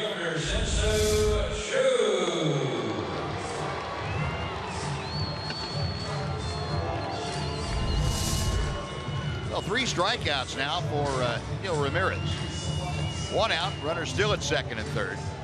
Shin-Soo Choo, who was the first hitter that Ramirez faced when he entered the ballgame. Shin-Soo has walked twice and singled, 1 for 2. 1 walk was courtesy of Ramirez.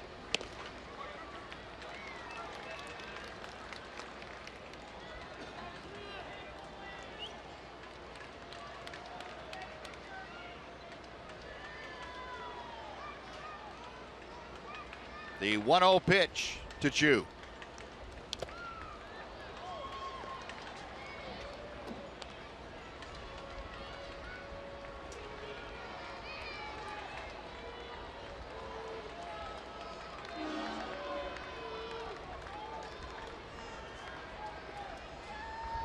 Mazzara at second. He's trailing Rougned Odor over at third.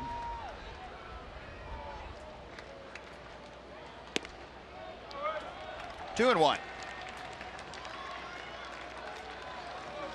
Ramirez came in to start the 8th inning and has thrown 42 pitches.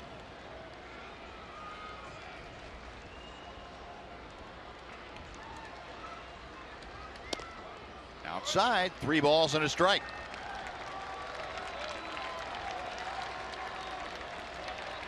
Ochoa trying to get aboard. Jared Hoying will be the next hitter.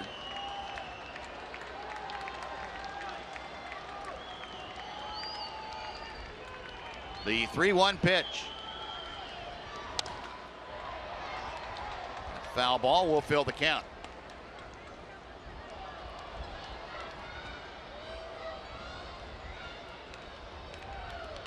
Chu facing Ramirez. Ramirez a pretty tall right-hander at 6'4".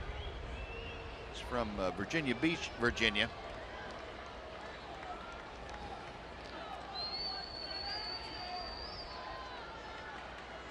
Three-two pitch.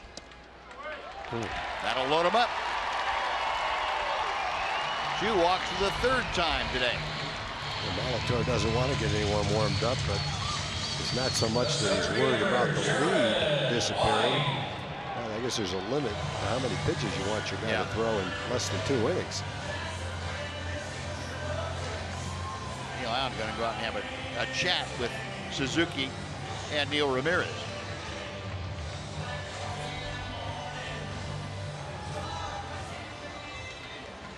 Not much a pitching coach can do to help you out when you're having struggles like that. Michael Tonkin loosening pretty quickly in that Twins bullpen. No, bases full with 1 out. Jared Hoying, who flied to center field his first time up. That was last inning in the 8th. He came on defensively for Ian Desmond and had his at bat. Now another with the bases full. Got the breaking ball on the first pitch and didn't make contact.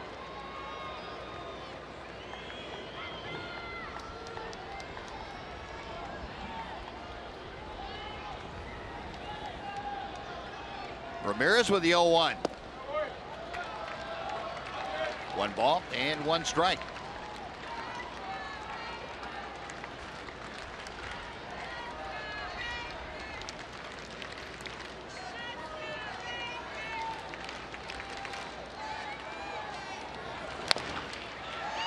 Chopper to first. Vargas thought about second. I wish he threw that ball. Odor comes in to score. Hoying is out. Rangers put another on the board. It's 15-5. But there are 2 outs now. I can't imagine anything good would have happened for him if he threw that ball to second. But right about here, it comes to him. Nope. I'm going to get 1 out right here. That was a good move by Vargas.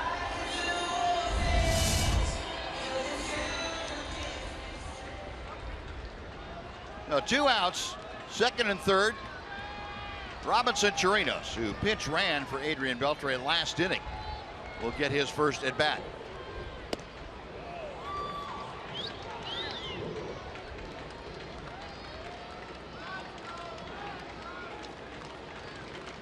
Chirinos with those numbers, a 208 average, half a dozen home runs, a dozen driven in. Down on the count here, no balls, 2 strikes.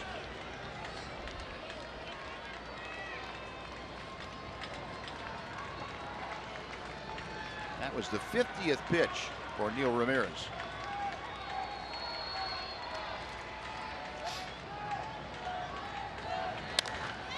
And Chirinos pops it up. Escobar, the shortstop, toward the foul line, makes the catch, and that will put an end to the first half of the Rangers season. A 15-5 Minnesota whipping here this afternoon. 15 runs on 18 hits for the Twins. So the Rangers in the first half, the unofficial first half, at 54-36, they have a 5.5 game lead going into the All-Star break. We'll be back to Globe Life Park with more right after this on Fox Sports Southwest.